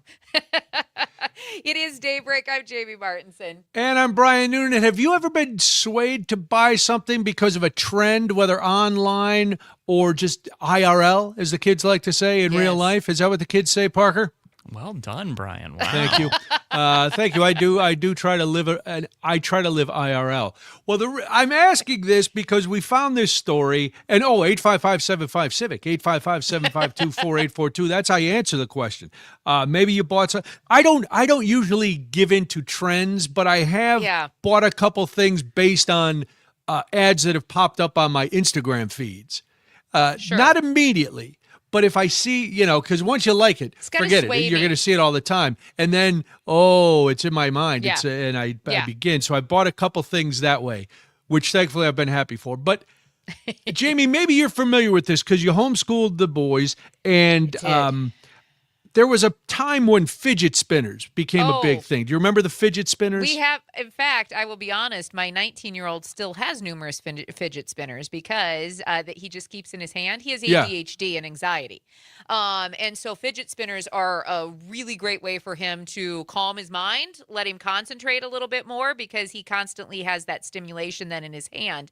And it literally makes, you can tell the instant when he needs to calm down and think about something in a different manner because he'll grab something. He always grabs something and he'll just have it in his hand, and then he logically goes through the process. He thinks it through, and then he's done with his fidget spinner. But yes, fidget spinners, to your point, were very much a big trend, but we still use them in our house. They are still very trendy. And a lot of people do it without I pick up a pen and I'll twirl my pen around and I'll do, people do that kind of stuff. Well, fidget spinners started off with a real purpose. Like you explained the real purpose for them. And then they became a nuisance for every teacher in the world. Then there were other sensory things that came out for another good reason. But then kids who didn't need them for that reason wanted them because they were like, well, how come they get to use it? So now there's a new one that's out called Neato, Needoh. Neato is getting people as crazy as the old Beanie Baby craze. Yes. People want to have these Neatos. Now, they've been around for about 10 years. And basically what a Neato is, and this is probably, but imagine a bar of soap if a bar of soap was really squishy. Yeah. And that's basically what it is. They come in all kinds of colors that says Neato on there, and they're just they're like those old worry balls. Yeah. Or the little hand exerciser. I'm going way back in time now. Where the little thing that looked like a tongs that you would squeeze to get your hands stronger. So that's what Neato are. I'm over on the website right now, and the official definition from Neato: gratifying, super soft, super stretchy, dough-filled, groovy blob that started a squish sensation. Squeeze it, pull it, smush it, and then watch it return to its original shape. Hang on. That's my bio for the station. So I don't know who stole my bio. Soothing way to the best mellow and chill is what the website says. Okay. Yeah, and I'm down. Well, sure, it makes sense, right? That who doesn't want to be mellow and chill? John in Oshkosh says, my 9-year-old looks for that Neato every time we go to any store. He's listening on WISS. Frank, you're nodding. Do you know, are you a Neato? I have a story. I have a Neato story. Okay. You have a Neato story. That's Neato. Niece has wanted one for a long time, so my mother-in-law found one at Target and bought her one, and she was so excited. So her little brother said, can I see it for a second? And he's like 5. She's like, fine, but don't do anything to it. So he takes it, squeezes it, takes a pen. No, he did not. And stabbed it. She had it for minutes. Oh, no. And he ruined it. These aren't exactly cheap. They're anywhere between $5 to $30, according to the website. $30? What are they, life size? Yeah. I don't know. Really? Here's where I 5 to come 30, into play.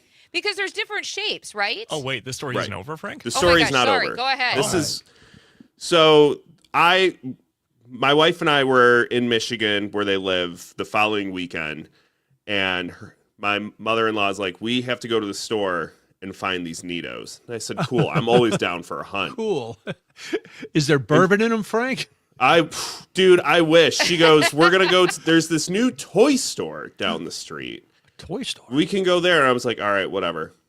We walk in, and it is a retro toy store that is filled with like old toys from my childhood.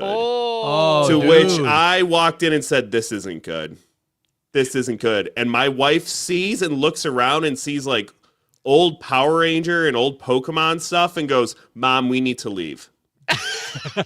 She goes, well, we're just here to get the Nitos. She goes, no, he cannot be in here. She knew your man cave would be decked out in Dude. all sorts of things, didn't she? Yes, and I'm the kind of person where I want to look at the cool stuff on the top shelves with the big price tags. Yeah. So I restrained myself. Nobody needs the $1 bin down on the bottom for that stuff. No. So I will be back. I thought the Nito was just that square, the cube. No, you're right, Jamie. They have all kinds of Nitos from can chicks get all and balls sorts and. It's crazy. It really. The only thing I knew about a Nito before talking about it today is I've seen these social media TikTok and TikTok videos primarily of people like basically doing the old school stab them with the box cutter to get a Nito when the new shipments get into stores. That's how fast these are going off shelves, which is absolutely crazy. You know, you saw those old stories when we used to shop on Black Friday in the stores where people were literally attacking each other. That's Good what old people days. are doing over these Nitos. Well, wasn't the last one the Stanley Cups? That was the last one where moms were trying to get the pink Stanley Cup at Target and they were fighting each other. Buy a Yeti. Think for yourself, folks. Think for yourselves. And, you know, good luck, I guess, if you're hunting Nitos. I will not be, so I'm not going to be in your way. I will be back tomorrow with Jamie, hopefully, and we will be doing the show again. But for now, I'm done. That's what we're told anyway. We'll be back tomorrow. It's 8:59. Thank you so much for listening to another edition of Daybreak. All right, live stream. Have a good day. We Goodbye. will see you. See you guys.